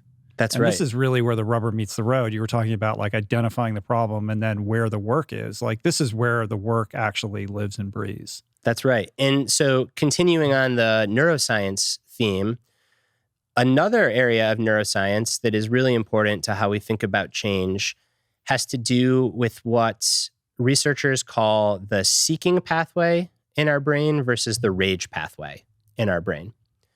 And the rage pathway lights up when we're raging, when we're angry, when we're panicked. This is the amygdala. This is the amygdala, when our expectations are not met. The seeking pathway lights up when we are working on making the situation in front of us better, when we're taking action. It is a zero-sum game. Tons of functional MRIs have been done to show this. This is the work of if I mispronounce his name, I'm sorry, Jaak Panksepp.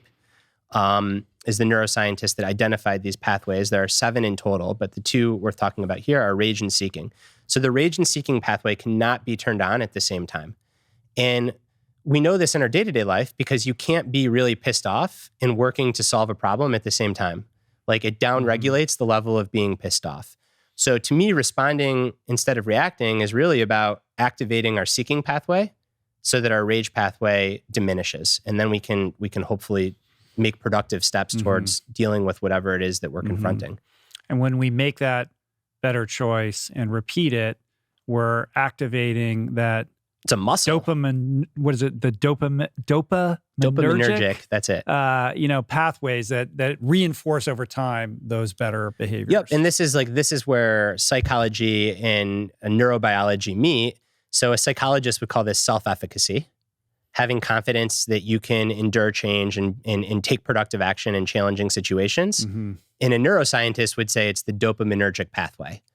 And that's it. The more that we practice this, the less likely we are to default to the rage pathway and we get into the seeking pathway. And it's just that. It's a practice. What is this concept of Zanshin and how is that related to what you just talked about? Zanshin is a term that comes out of Aikido. And Zanshin is the continuing awareness that a good Aikido practitioner cultivates. So not just what's in front of them, but also what's around them, what's behind them, what happened in the past, what might happen in the future. And Zanshin runs in complete opposite to something called target fixation, which is when we're just so focused on the thing in front of us that we completely lose sight and sense of anything that's happening around us. The broader context. And with target fixation, we often just pummel into the thing because we're so fixated on it. And this actually happens. So the research here is with automobile accidents, as well as motorcycle accidents. And what we find is that when drivers are uber focused on one thing, trying not to hit it, they often end up running into it. You hear about crashes on the shoulder. This is the phenomenon at play. You see a two-car crash on the shoulder and everyone's looking at it because they're like, oh my God, crash on the shoulder. And when they get so focused on it, they run into it. So yes, target fixation can happen when we're driving a car, but trying to, use a poetic metaphor, this also happens throughout our life. Like we can get so focused on these things that we lose sight of everything that's happening around us. And even if we achieve it, we just pummel right into it and we don't know how the hell we got there. And if you're so focused on targets, like you can just pummel into your death and kind of like have missed the whole freaking ride. Or if you're just feeding a certain fear that something is going to happen, you're going to manifest that for sure in some way in your life, right?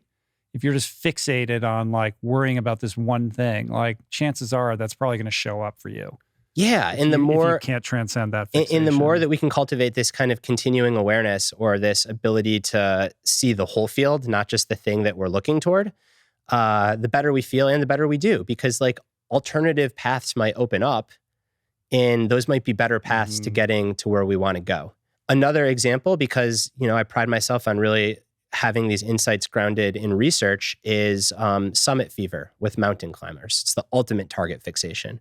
So summit fever is this colloquial term where climbers get so fixated on summiting a mountain that they make reckless decisions to get there, and they get to the summit, but they never make it off the mountain. They die because they go when the weather conditions are aggravated or when their climbing window has passed. But they can't see any of that because they're so focused on getting there. So yeah, they get there, but then they don't get down. So this is with any goal. I mean, that's a dire one to have this happen to you, but it's an experience that the research shows is cross-disciplinary. Where does your notion of being adaptable to change, learning how to respond versus react, all of these themes that you're discussing in this book, where do these intersect with, overlap with, and depart from Stoicism, for example? You're going to go talk to Ryan. I'm sure he's going to ask you this, right? Like, is this a Stoic approach, or what is it about what you're talking about that perhaps is a little bit different than how a pure Stoic would interpret navigating change? Yeah. So the Stoic that I think wrote the most about this is Epictetus, who has the dichotomy of control. And this is at the root of Stoicism. Don't worry about the things that you can't control. Focus on the things that you can. And that is great advice. There's not that much as to how to do that, I think, in Stoicism. I think that the Stoics spent a lot of time, they're philosophers, like intellectualizing, but not necessarily a lot of time where the rubber meets the road. I also think that Stoicism, Buddhism, Taoism, certain aspects of Judeo-Christianity and Islam, the Western religions, they all intersect. Like the serenity prayer in Christianity is basically Epictetus's dichotomy of control. In Buddhism, it's the 10,000 joys and the 10,000 sorrows. Like shitty things happen and good things happen. Like these themes come up across traditions, both East and West. How does this approach differ from Stoicism? I think in the non-dual nature of it. Stoicism is a Western school of thought. It is very this or that. There's not as much room for holding on to two competing ideas at the same time in Stoicism. And I think the core of navigating change is being able to hold on to two ideas at the same time, to be, as we talked about, both rugged and flexible. not either or. Mm-hmm. You also think of it in the context of these 4 Ps, right? Yeah. Want me to go into this? Yeah. What is all that about? Of course, every book's got to have the four things with that start with the same letter. Yeah. I'm just giving you shit. Go ahead. Yeah. You know, I how many of those do I have in all of my books? I think this is the first time I did it, and I did it by accident. Uh-huh. Like, I shit you not. The 2 Ps I then contrived. So the 2 Ps are the rage pathway. And when there's a change that happens, we panic and then we pummel ahead. We don't want to do that. That's our default. The 4 Ps activates the seeking pathway. And here we pause, we process what's happening, we make a plan, and then we proceed. Very similar to an OODA loop or OODA loop from like flight schools. And when we pause, we create space to update our expectations, to see the situation clearly for what it is, to process it. And once we do that, then like our rage pathway is turned off. Then we can make a plan, we can use our prefrontal cortex, and only then proceed. So people, yourself included, might be like, all right, intellectually that sounds great. How do I actually do this? And what the research shows really clearly is the number one way to create that space is to name what's happening. So psychologists call this affective labeling. So when there is a change and you feel fear, instead of merging with the fear, if you name it and you say, I'm feeling fear, or you say, I'm feeling panic, or I'm feeling scared, or I'm feeling overwhelmed, just by naming it, you separate a part of yourself from the experience. And then that's your space. Like, that's the freedom to then process what's happening, make a plan, and proceed. Is it important to say, I am feeling emotion X, as opposed to I am afraid? Of course. Yeah, because you're self-identifying. I'm experiencing fear. Mm-hmm. No one would say that they are rain, right? You're getting rained on. It's not going to be permanent. It's something that's happening. So I'm experiencing fear. I'm experiencing pain. I'm experiencing panic. But they would say, I'm sweating. Like, if the rain is an external event, but it's not being produced by your own mind and body. Yeah, but then you could say, I'm fearing, right? Mm-hmm. It's not, you wouldn't say I'm sweat. No, you'd say, I'm sweating. I'm experiencing a state of sweat. No, I'm sweating. Like, I'm sweating is fine. Like, I'm fearing, but I think the difference, or even, I mean, we're splitting hairs. Even if you say I'm scared, but I think that what the research shows, this is what the research shows, is that the more particular we can get, the more space we create. So I'm scared versus I'm feeling a pit in my stomach that is similar to what I have felt in past depressive episodes. The degrees of freedom are a lot greater with the latter. And what is also very fascinating to me is, in another one of these mergers between ancient wisdom and modern science, the law of names goes back to folklore hundreds of years ago. This notion that once we have a name for something, it loses its power over us goes back to the myth of Rumpelstiltskin, where the protagonist's daughter is kidnapped, and the villains say that you can't get the daughter back unless they know my name, and it has to be my true name. And spoiler alert, the true name is Rumpelstiltskin, and the problem goes away. So what in folklore is called like the law of names is now just affective labeling. And I think it's true. Like, once you can name something, it loses its power over you. I shouldn't say it doesn't lose all of its power over you, but then it's no longer you. Like, it's concrete, it's tangible, it's something separate from you. It's something that you can then, as I said, use the higher parts of our evolved brain to deal with. Right. I was talking earlier about these periods of being dismantled or disordered as teachable moments or opportunities that are rife for quite a bit of learning and growth.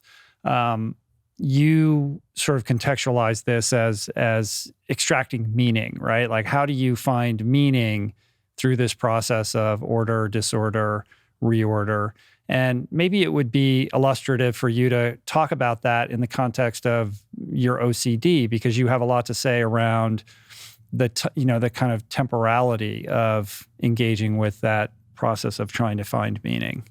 Yeah. So I'm glad that you came back to this, because I would have forgot. But earlier, when you were talking about viewing disorder and change as an opportunity for transformation and growth, I wanted to make sure that we go to where we're going now. So I do firmly believe that viewing change and disorder as an opportunity for growth is the best mindset to have in most circumstances. Carol Dweck calls it a growth mindset. Kelly McGonigal after her calls it a challenge response to stress. So when we face challenges, when we face change, saying, all right, I'm going into disorder, it's going to be hard, but I'm going to grow from this. Works like 95% of the time. But there's a 5% of the time where having any expectation or any hopes for an experience just gets in the way and holds you back. So the worst thing for a clinically depressed person to do is to say, oh, like I'm experiencing depression, but this is going to make me more compassionate. Or when I get to the other side of this, like I'm going to grow from this. I'm growing. Yeah. No, you're not. Like every moment of existence hurts. Loss, someone that's just lost a partner, God forbid, a child, maybe a parent. The worst thing to say to that person is, well, why don't you write down 3 things that you're grateful for today? So there are these capital T traumas or these periods of change where our only job ought to be getting through and getting to the other side of those. And when we tell ourselves that we need to grow from them or we need to view them as a challenge or an opportunity, we often take a really shitty situation and make it worse. Because not only are we now in pain and suffering, but now we're not even doing what all the self-help books tell us that we should do, which is grow from that experience. So in my own experience of OCD, because that's what you asked me about, I distinctly remember a session with my therapist, Brooke. And this is maybe like 4 months into things. And I remember telling her, like, maybe I'll grow from this. Maybe I'll learn from this. And she said, maybe, but like, maybe you won't. What if this just sucks? Like sometimes the world in your brain is cruel and random. And what if you don't have to grow from this? And that shook me up. I'm like, oh, well then there's no point. Then it's purposeless. She's like, so what? What if there is no purpose to this? What if like this is just suffering and it just sucks? What if you released from any need for this to be meaningful and just get through it? And that was one of those like, find the abscess behind the molar moments in a therapeutic process. A lot of what was holding me back in that moment was trying to contrive something out of this experience instead of just letting it suck and just being kind to myself and realizing that sometimes things just suck and they don't have to have any meaning. Now, fast forward a year later, and I derived all kinds of meaning and growth out of that experience. Like you, I wouldn't wish it on anyone, but it happened. So that was my own experience. This is long before I wrote the book. So I go into the research for writing the book, and that's in my mind because, the first 6 chapters of the book are very growth oriented. And then I thought back and I'm like, but I don't want to set people up for a trap that they might walk into reading this book, which is like when the really shitty stuff happens, I don't want them to think like, I got to do my 4 Ps. So you can read the book and you can apply every single tool. And for 95% of the changes, it's going to work. But for the 5% where it doesn't, the actual work is just releasing from all of it and just focusing on getting through. And what researchers show is that when we find gratitude and meaning and growth after capital T traumas, big changes, it's never in the process. It's always on the other side. So when we try to force that kind of optimism on a shitty experience, we get in our own way. When we give ourselves permission to just let things suck, when we surrender to the experience, then we give ourselves a chance to get through. And only on the other side, when we reflect back, do we find growth. I'll say one more thing because I'm long-winded answer. There's a study I talk about from University of Wisconsin with trauma survivors. And it's really interesting. It looks at the rate of PTSD versus post-traumatic growth. And what it shows is that in the people that experience post-traumatic growth versus PTSD, they have the same exact trajectory for the first 3 months after their trauma. So they all look like they're headed towards post-traumatic stress. No one has the trauma and is like, I'm going to grow from this. Mm-hmm. It's only at the 3-month mark do people start being able to make any meaning out of a trauma. So what is the differentiator between the person who persists in their depression after a trauma and the person who grows? Yeah, I thought you might ask this, and I want to be real careful about how I answer it because I'm not a psychiatrist, and I think that we often blame people for their circumstances in these situations when the real answer might just be their inherited neurochemistry. So I think that that's the foremost thing. I know a lot of people that have been through trauma that suffer from PTSD that are strong motherfuckers and like could just be their neurochemistry. I think where it's not, it is perhaps people that do think that like they immediately need to have growth or meaning. It's like this trap. It's a Chinese finger trap. Like you put it in and then you get stuck. And then they get stuck in this experience. And like, I can't even grow from it. I can't find meaning. This must mean everything just stinks. And it gets tighter and tighter. So I think that has something to do with it. And then it's also worth pointing out that in the literature on this, there are certain capital T traumas where you don't grow from them. So rape is an example. For many people, war is an example. Like there are certain things that should just not happen to a human. And it's not the human's fault that they didn't grow from it. It is just something that is truly senseless and cruel and harmful. Although there are circumstances in which experiences such as that can catalyze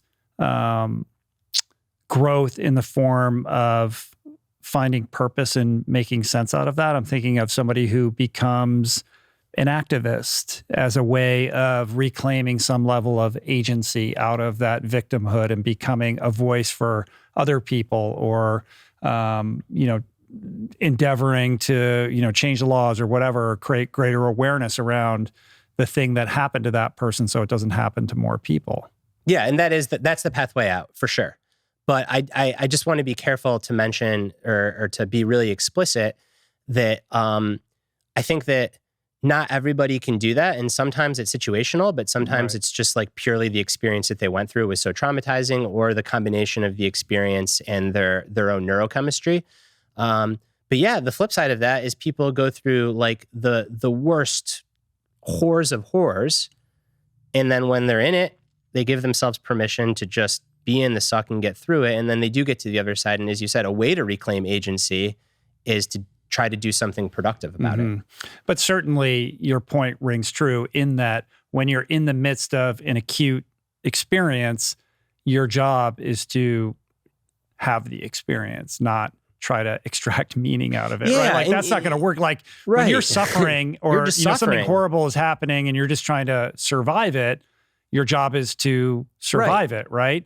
And to let go of any, not to be nihilistic about things. Right. Your therapist sounds a little bit like, we are nihilists. No, but I think Big Lebowski, but she's trying to prompt you a different, is an optimist, a different lens for yeah, I get it. Like you needed that, right? Yeah. But I think because you can spiral into depression by being a nihilist. Yes. So maybe the real solution here is to remind yourself that like, hey, I might grow from this. She didn't say you're not going to grow from this, right? She said maybe you will, maybe you won't. Just who cares? Get through it. So maybe it's to say like, I might grow from this. I don't know, but I don't have to, and I don't have to do it right now. I just need to get to the other side. Right. And again, we're talking like bad clinical depression. Like these are things when a growth mindset by definition is not possible. I do think for 95% of changes, it's really helpful to go into them and say like, this is a period disorder. Again, let's like set our expectations, but like, I think I'm going to grow from this. I think I'm going to extract meaning. And if that works for you, great. Like that should always be the default thing. Right. But you got to be able to put it down when it doesn't work. If you're in a very intense situation and you're like, why don't I have a growth mindset? And how come I'm not optimistic about that and about what's happening? And how come, I can't extract meaning out of what you, then you're going to beat yourself up. You're going to get into this deeper firing extra shame spiral. Yeah. You can't do that. You have to let go of all of that. You allow yourself to feel whatever's happening. You do the best that you can.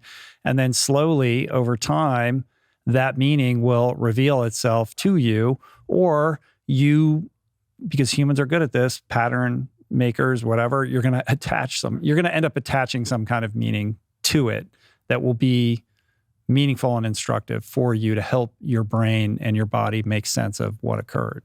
That's right. Just like we have physical immune systems, we have psychological immune systems. And the job of a physical immune system is when there's something that's a threat to us, it goes and blasts that threat. Our psychological immune systems, when there's something that is threatening to our identity or to our trajectory, our expectations, it takes that and it integrates it and it makes it a part of our identity. But much like our physical immune system, the greater the harm, the longer it takes. So if you get a small cut, yeah, you can grow and make meaning from that really fast. You know, I missed my flight and I'm going to miss the interview with you. Like that really sucks. I'm going to be down, but like whatever, we'll get through it. Whereas like something really terrible happens, expecting the same quick turnaround to meaning and growth is a fool's errand. You have to give your psychological immune system some time, and you have to be really patient with yourself. The research shows that when we are in the midst of extreme changes, particularly when they're negative ones, time slows down. Like our experience of time slows down. And the reason for this is because we evolved when under threat to see things very, very discreetly. So instead of living our life as this continuous movie, we start seeing things frame by frame, and things slow way down. And the reason that we know this is a fascinating experiment where individuals were hoisted up 150, 200 feet in the sky on this crazy ride called the SCAD that has since gone out of business, but during the time of the study, it was operating. And then they're basically just dropped. And this researcher, David Eagleman, a neuroscientist, talk about a clever experimental design. He had people ride the SCAD and guess how long they were falling for. And then he had those same people watch others ride the SCAD and guess how long they were falling for. And what he found is that when they were watching, they made an accurate guess. They said, you know, they're falling for about 1 second. But when they were on the ride, they experienced their fall as being like 3 seconds. Mm-hmm. So when we're falling, you know, physically or metaphorically, time slows down. And this is the biggest trap for people in depression, which is depression is like this swamp and it becomes all consuming and it just feels like it is going to be forever. And that there is no way out, and days truly can feel like years. And that is just your brain changing its perception of time. And there's not much that you can do to speed it up. But if you know that, if you have just the littlest bit of consolation that, hey, like, even though this feels like forever now, when I look back on this period, 5 years from now, 10 years from now, 20 years from now, it's not going to feel so long. Holding on to that little bit of hope can go such a long way. In thinking about the concepts that recur throughout this book, rugged flexibility and embracing transience and tragic optimism and having this fluid sense of self and these, non-dualistic ideas around, who we are and how we interface with the world. Tell me, Brad, where's the spirituality? Where does faith enter this? Where is there some level of, appreciation for devotion? Like, is there space for God in all of this? Like, how do you think about that? I think so. My interpretation is going to be based on my own kind of spiritual philosophy or system. So that's for readers to decide if there's space for God or spirituality in this for them. For me, it really comes back to that distinction between our historical or conventional selves and our ultimate selves. So there's the self that even Sam Harris has to decide if he's going to hit the gas at a green light and get through that intersection, that is very confined and ego-driven. And that is not the spiritual self. But then there's the self that is constantly connected to everything, that has a conversation or puts a book out in the world or raises a child or that is a first grade teacher for 20 years. And if you're just locked in to your book sales or how your child's grades are or how many students you graduated, that gets really tiring, at least for me. Whereas if you can remind yourself that you are making an offering to the world and whatever it is that you do, and that's going to have ripples that last forever, then to me, that is the spiritual component of all of this. And any good physicist would tell you that's also the laws of physics. So like, I'm back to your like middle. Like, I don't think it's, either spiritual or I think that like physics is pretty spiritual discipline. In what way? Like, where is the spirituality in physics? And in the sort of non-dual nature of it? The non-dual nature of it, for sure. And just in the what we do has ripple effects that just go forever. So to me, that's it more than anything in physics. Like, the butterfly effect. And when you think of it that esoterically, yeah, it might not feel very spiritual. But when you think of it as, hey, I have this inheritance, good and bad, from my ancestors, I'm going to pass this forward to my children, if you have them, but to other people in my life. And that is kind of like my position in the universe, then to me, that is like for me, that is a big part of my spirituality. I've only had what I'd call like one spiritual breakthrough moment. And it happened at a time when I'd been regularly meditating. And I just distinctly remember like thoughts were truly just thoughts. Sounds were truly just sounds. Feelings were truly just feelings. They had nothing to do with me. They were just happening. And that was really scary. And then I called my meditation teacher and he's like, oh, like that fear, that's just your ego waiting to die. Mm-hmm. Or not, excuse me, that's just your ego being scared to die. Like your ego doesn't want to die. So keep going. So I keep sitting. Thoughts are just thoughts. Feelings are just feelings. And then I just pay attention to that fear. And then eventually that fear, that ego, it all just was gone. And it was just groundless. And that moment happened maybe 5 years ago. I haven't had a moment like that again. I don't know if I ever will. But I remember that, and just remembering that existed, like in that moment, there was no life or death. There was no anything. It just was. And then because I'm immortal, you know how that moment ended? Because I'm like, fuck, this is awesome. And then it's over. Right out of it. So yeah. whether it was stop meditating, whether it was a millisecond or 2 minutes or, I don't know how long it lasted. I truly can't tell you. But I'm fortunate. I had a good meditation teacher. You say that jokingly, but my meditation teacher said like, great, now forget that ever happened. And he didn't mean like actually forget, but he meant like, don't cling to that because like if you try to get that, you're never going to get that again. Mm-hmm. But it was that deep knowing that I really am just like a part of this huge dance and that there is no I. But I still have to be able to get through an intersection. Sure. There's something really beautiful and mystical about that, and I think there is mysticism and plenty of space for appreciating the unknown when it comes to not just our relationship with ourselves, but our relationship with the world and how we think about our own growth and evolution. I mean, you're talking about the conventional self and the ultimate self. What is the ultimate self, and what is, from whence, comes your idea of that ultimate self, and what are the choices that you're making towards that, and what is driving you towards that, and this perspective that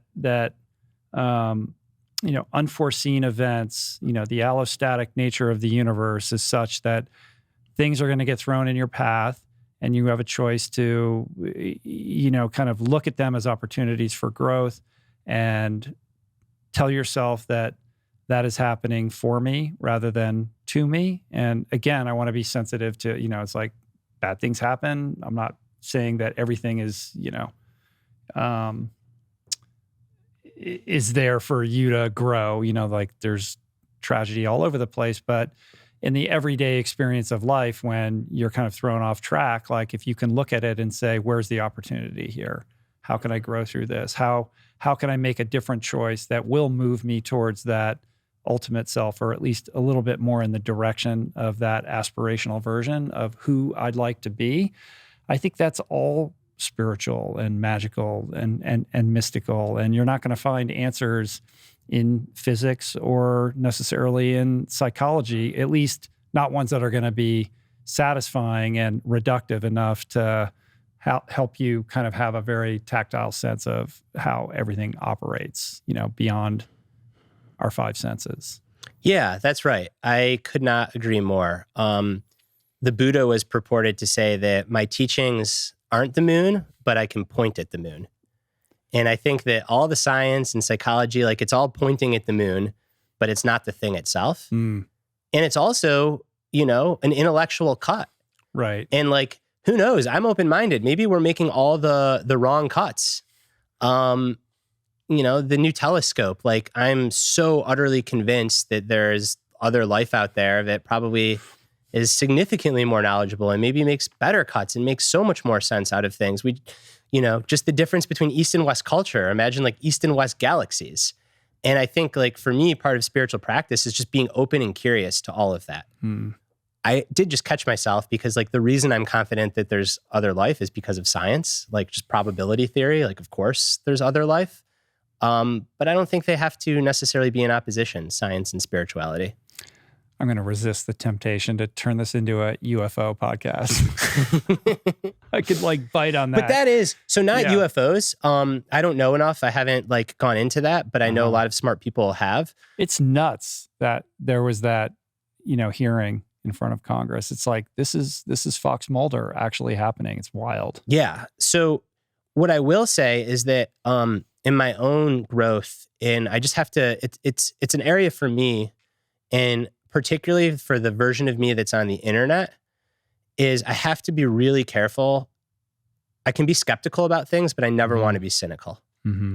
And that to me is like my biggest blind spot right now on the internet. I think in real life, having conversations like you mentioned, like the internet's set up to do that too. But your blind spot being that from skepticism to cynicism. The internet makes you cynical. It can make me cynical. Yeah. And I never want to be cynical. I want to be skeptical of a lot of things, but I never want to be cynical. Well, talking about skepticism, let's round this out with a topic that I really want to get into with you. We talked about you being kind of like this middle path guy. You're the grounded guy, et cetera.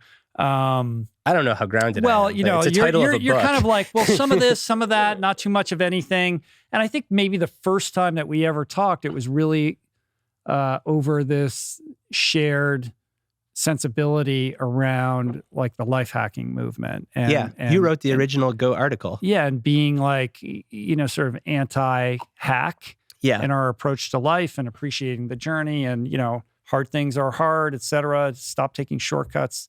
But I'm interested in your perspective on all of these tools that are now available that are sort of in the vein or the realm of biohacking. You've got like, I'm wearing a Whoop or, sleep trackers and, mattresses that can cool at night and help regulate your body temperature. And, what else we have, there's lots of things that I use like Newcalm or binaural beats. And I just bought this Happy thing that's like a magnetic thing. It goes under my pillow. It's supposed to help induce like a deeper state of sleep. And I've extracted tremendous amount of value from these advances, but I also am conscious of my attachment to them or my relationship to them. And I know this is something you've talked about and thought about. I sort of see you as a guy who's out there kind of like railing against all of this. Just go for a walk and, have a glass of wine with your friends and forget about all this bullshit. But I'll let you explain your perspective on all of this. So I'm trying not to be like, that's back to the cynicism. I don't want to be cynical. Yeah. So I want to say three things, and I'm going to try to remember them all. Okay. I swear to God, they just pop into my brain. So it really is how the brain works. The first thing, and I'm going to forget them, so I'll probably say between 2 and 7. All right. The first thing is that the easiest way to determine whether or not to use these tools is, are they helping you? So this is where I've softened up. Maybe they're bullshit for some people, but if they're helping someone else, great. You should use the tool. If you can afford it and it's helping you, use it. You also have to ask, if it was helping me 6 months ago, is it still helping me now? Or has it actually become the thing that's getting in my way? And as long as you can try to honestly answer that question, great. Mm-hmm. That's the first big thing. The second big thing, a trap that people get into, is talk about polarities. For everything in our life, from sleep to fitness to longevity, we are constantly bouncing between these two poles of acceptance is the path to happiness and problem solving is the path to happiness. And the trap with these devices is that we can get so uber focused on problem solving and optimizing that we never accept our mortality. We never accept feeling tired, or our life becomes diminished because when our recovery score is down, we have a self-fulfilling prophecy that we're not going to be able to function that day. Or if our sleep isn't perfect, then we start beating ourselves up and we get really nervous and then we sleep worse the next day. There's a famous study that people that use sleep trackers sleep worse than people that don't. This is that at play. So that's the other trap, right? That like we don't want to just accept everything that sucks. If you're not sleeping well, you shouldn't just accept like, hey, I'm going to be in sleep 2 hours a night for the rest of my life. That's not healthy, but we can get so caught up in trying to fix everything that then that becomes the problem. Mm-hmm. Then the third thing, putting my public health hat on, is that we know from years and years and years of data that really only 5 big things have a measurable impact on health and longevity in what we'll call well-being. And those things are really simple. The first and most important is not to use tobacco products, or if you do, get help quitting. The second is to move your body often, to exercise. The third is to avoid ultra-processed foods. It used to be to maintain a healthy body weight. The thinking on that has changed. Now, again, I'm putting on my public health hat. What researchers look at is levels of body fatness. So you want to have good, lean body mass. Next, you want to have lots of community. And then the last thing is that if you are going to drink at all, you want to drink in extreme moderation. And I was on Derek Thompson's podcast, who loves wine. And people joke that like the last 20 minutes of that podcast was Derek trying to like have me tell him that it's okay to have wine with my friends. And here's what I'm going to say, because I know this is a topic that is obviously important to you.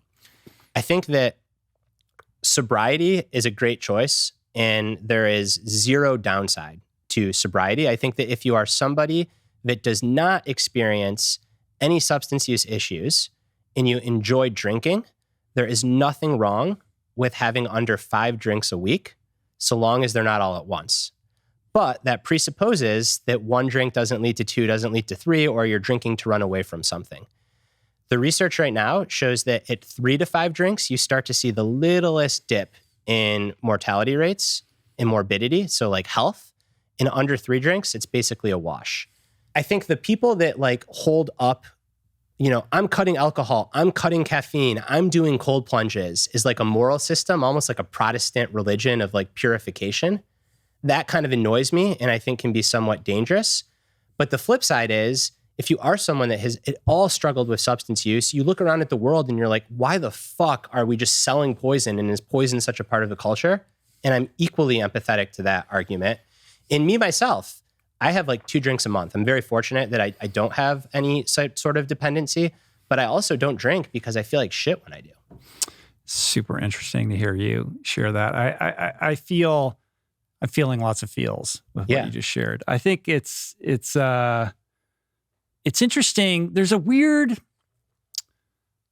semi-ironic sort of inconsistency between this thesis that you have of embracing change, while also this other aspect of your personality that's sort of stubbornly anti-change with respect to a lot of these things, with these protocols and principles. Like the idea that there's people on social media who are doing like 30-day no drinking challenges.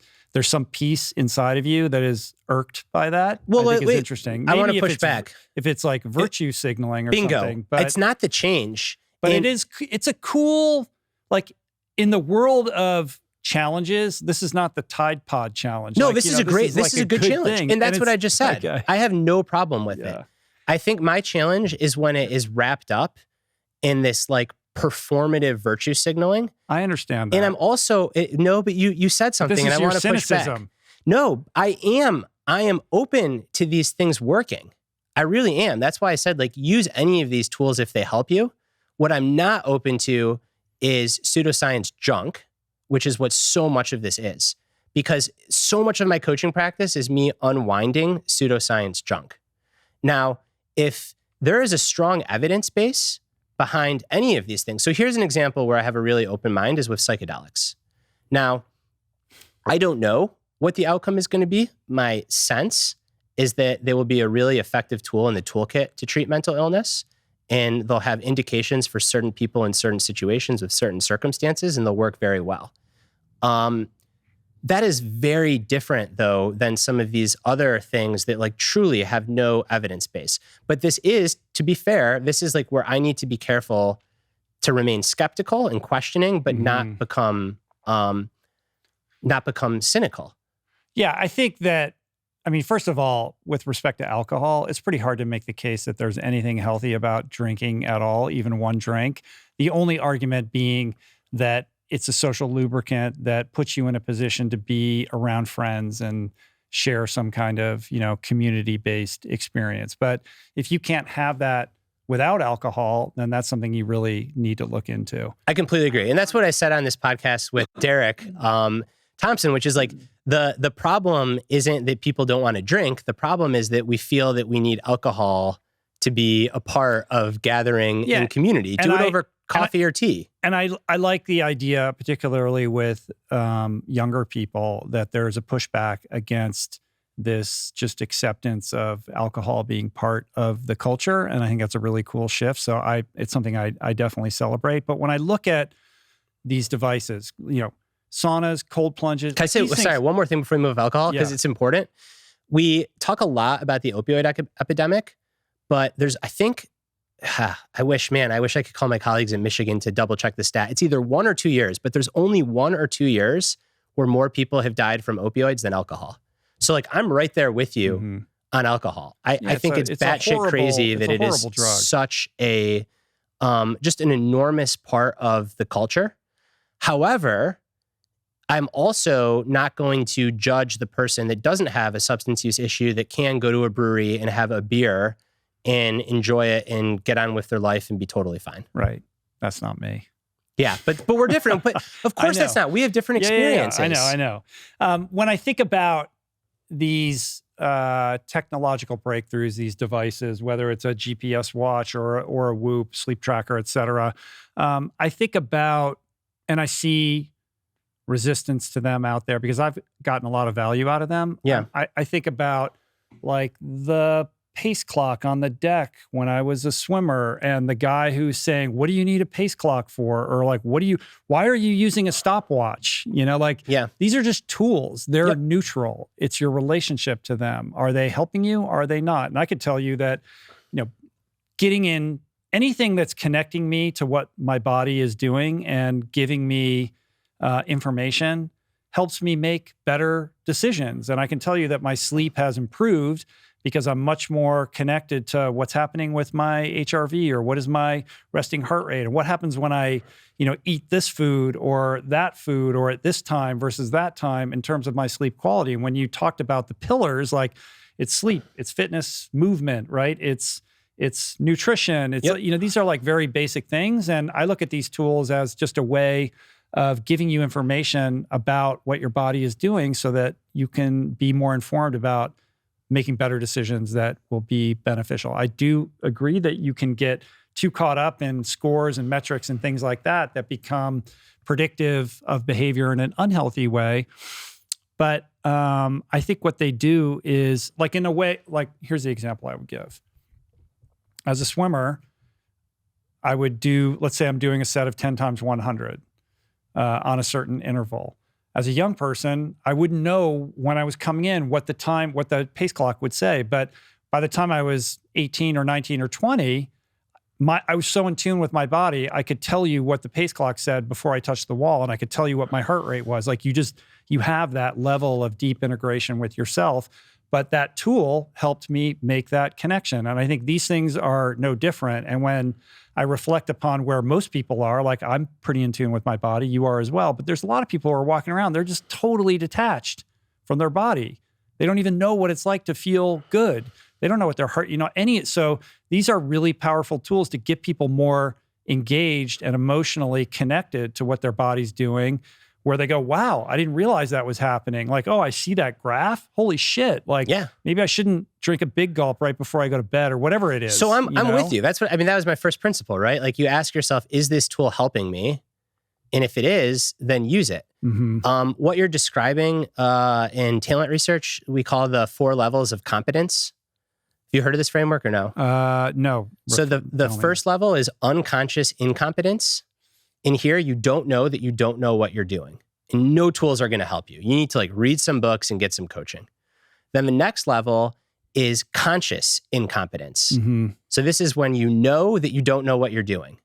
And here, tools are really helpful because they can help you course correct. Like, you know that I'm doing it wrong, so the tools can really help.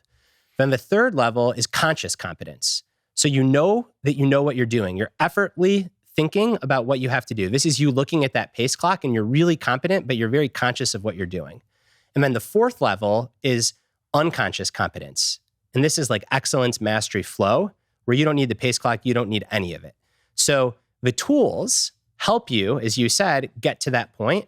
And I think that's the most helpful, assuming that the tools are accurate and the feedback, if the pace clock is giving you the wrong numbers, then it's not very helpful. But assuming that the tools are accurate, then they're extremely helpful on a journey to complete mastery. And even if you never reach complete mastery, who cares? Like if you're getting the 8 hours of sleep because whatever device you're using is supporting you in doing that, so long as it's accurate, then I can like incontestably get behind that tool. All right. You're on the record. Yeah. I like it. Yeah. But this is an area where I think I've opened my mind a little because I think I was like a little more quick, I don't know, maybe a few years ago. But I also think the claims have kind of moderated with what some of these tools can and can't do. Well, nothing's a panacea. Again, they're tools. They're helpful, right? Yeah. And I think, it's sort of when you make that connection, like, oh, when I feel like this, it's because of this. And then that gets lodged in your brain, right? And then the next thing, oh, that's telling me this is happening. When I feel like that, I'm going to remember that. Yeah. And then, they're just little kind of like bricks along the path, I think. Yeah. And I mean, and I use tools in my own life. Maybe not to the same number as you. I mean, I'm not like, me, like, I'm not like a biohacker guy. Right. Like I'm not like Mr. You're not using it as like a freak or whatever performative thing. It sounds like you are genuinely using it because they help you, which is the best way to be in relation to these. I use a pedometer because as I started strength training, I wanted to make sure that I'm like getting a lot of steps just to get aerobic work during the day. When I do aerobic training, I use a heart rate monitor because that's helpful feedback. I don't know my body, especially like my bigger strength training body, well enough to necessarily stay where I need to be. Do I use any other tools? I think those are the two that I use. So to kind of bring this to a conclusion, Brad, I want to give you the opportunity to share some of the tools, which will be a bit of a recap of what we've already talked about, but tools that you've arrived upon through the research and the writing of this book around developing rugged flexibility and being kind of adaptable to the changing world around us. So I'll break it down into mindset, identity, and actions, which is the structure of the book. So on mindset, it is shifting from a homeostatic approach to change to an allostatic approach to change. So there's no going back to order. We're constantly in the process of reordering ourselves and holding this notion of being rugged and flexible at the same time. So we're not sacrificing all agency in the midst of change and saying we're just going to go with the flow, but we're also not being so rigid that we're resisting change and suffering as a result. Having the right expectations and then updating those expectations accordingly, remembering that our brain is a prediction machine. And when reality doesn't match predictions, we get thrown for a loop. So our work then is the 4 Ps: pause, process, plan, proceed. Create space to update our expectations so that we can meet reality where it is. And then meeting reality where it is, accepting reality, accepting change, not resisting it. So that's what I would call a rugged and flexible mindset. Then when we talk about identity, what does it mean to have a rugged and flexible identity? I think this is about conceiving of yourself as having multiple rooms to your identity. And it's okay to go spend time in one room, spend a year, spend a decade in one room, really pursuing mastery. Just never leave the other rooms behind. You don't want to be living in a one-room house because when that room changes, it makes you fragile. And then thinking of our identity as non-dually. So we have a self that is right here, that goes through the intersection, that has this conversation. And then we have this ultimate, this more spiritual self that's connected to everything. And both of those things can be true at the same time. And then when it gets to actions, this is about really activating our seeking pathway, not our rage pathway, so that when we are dancing with change, when we're in conversation with change, we're taking skillful, productive actions that align with our core values. And finally, and when you need it, perhaps most important, is when you're doing all of this and things still just suck and you can't find any meaning, you can't find 3 things that you're grateful for. Seeking help, because it sounds like you're probably in a situation where you need it, and releasing from the idea that you need to do anything other than survive the experience. Not becoming nihilistic about it, but saying that, hey, maybe I'll grow, but maybe this is just senseless pain. but I'm not going to find out until I'm on the other side of this. So right now, my work is just getting to the other side. I love you, buddy. And you did a great job with this book, Master of Change, available everywhere. That's right. Hopefully at your favorite independent bookstore. Brad's going to be out talking about it, and pick it up. Thank you. Earliest opportunity. Easiest way to track down Brad and get to know him a little bit better. Where are you showing up these days? You're kind of a little bit off Twitter. You pivoted more to Instagram, but you kind of grew your audience on Twitter, right? So, yeah, that's been a change. Never let a crisis go to waste. I didn't love the direction that Twitter was heading about 7 months ago. So I said, like, I'm gonna build an Instagram platform, or at least try to start from scratch. So now that is the place that I'm most active, and it's just my name at Brad Stulberg. And that's something I changed my mind on.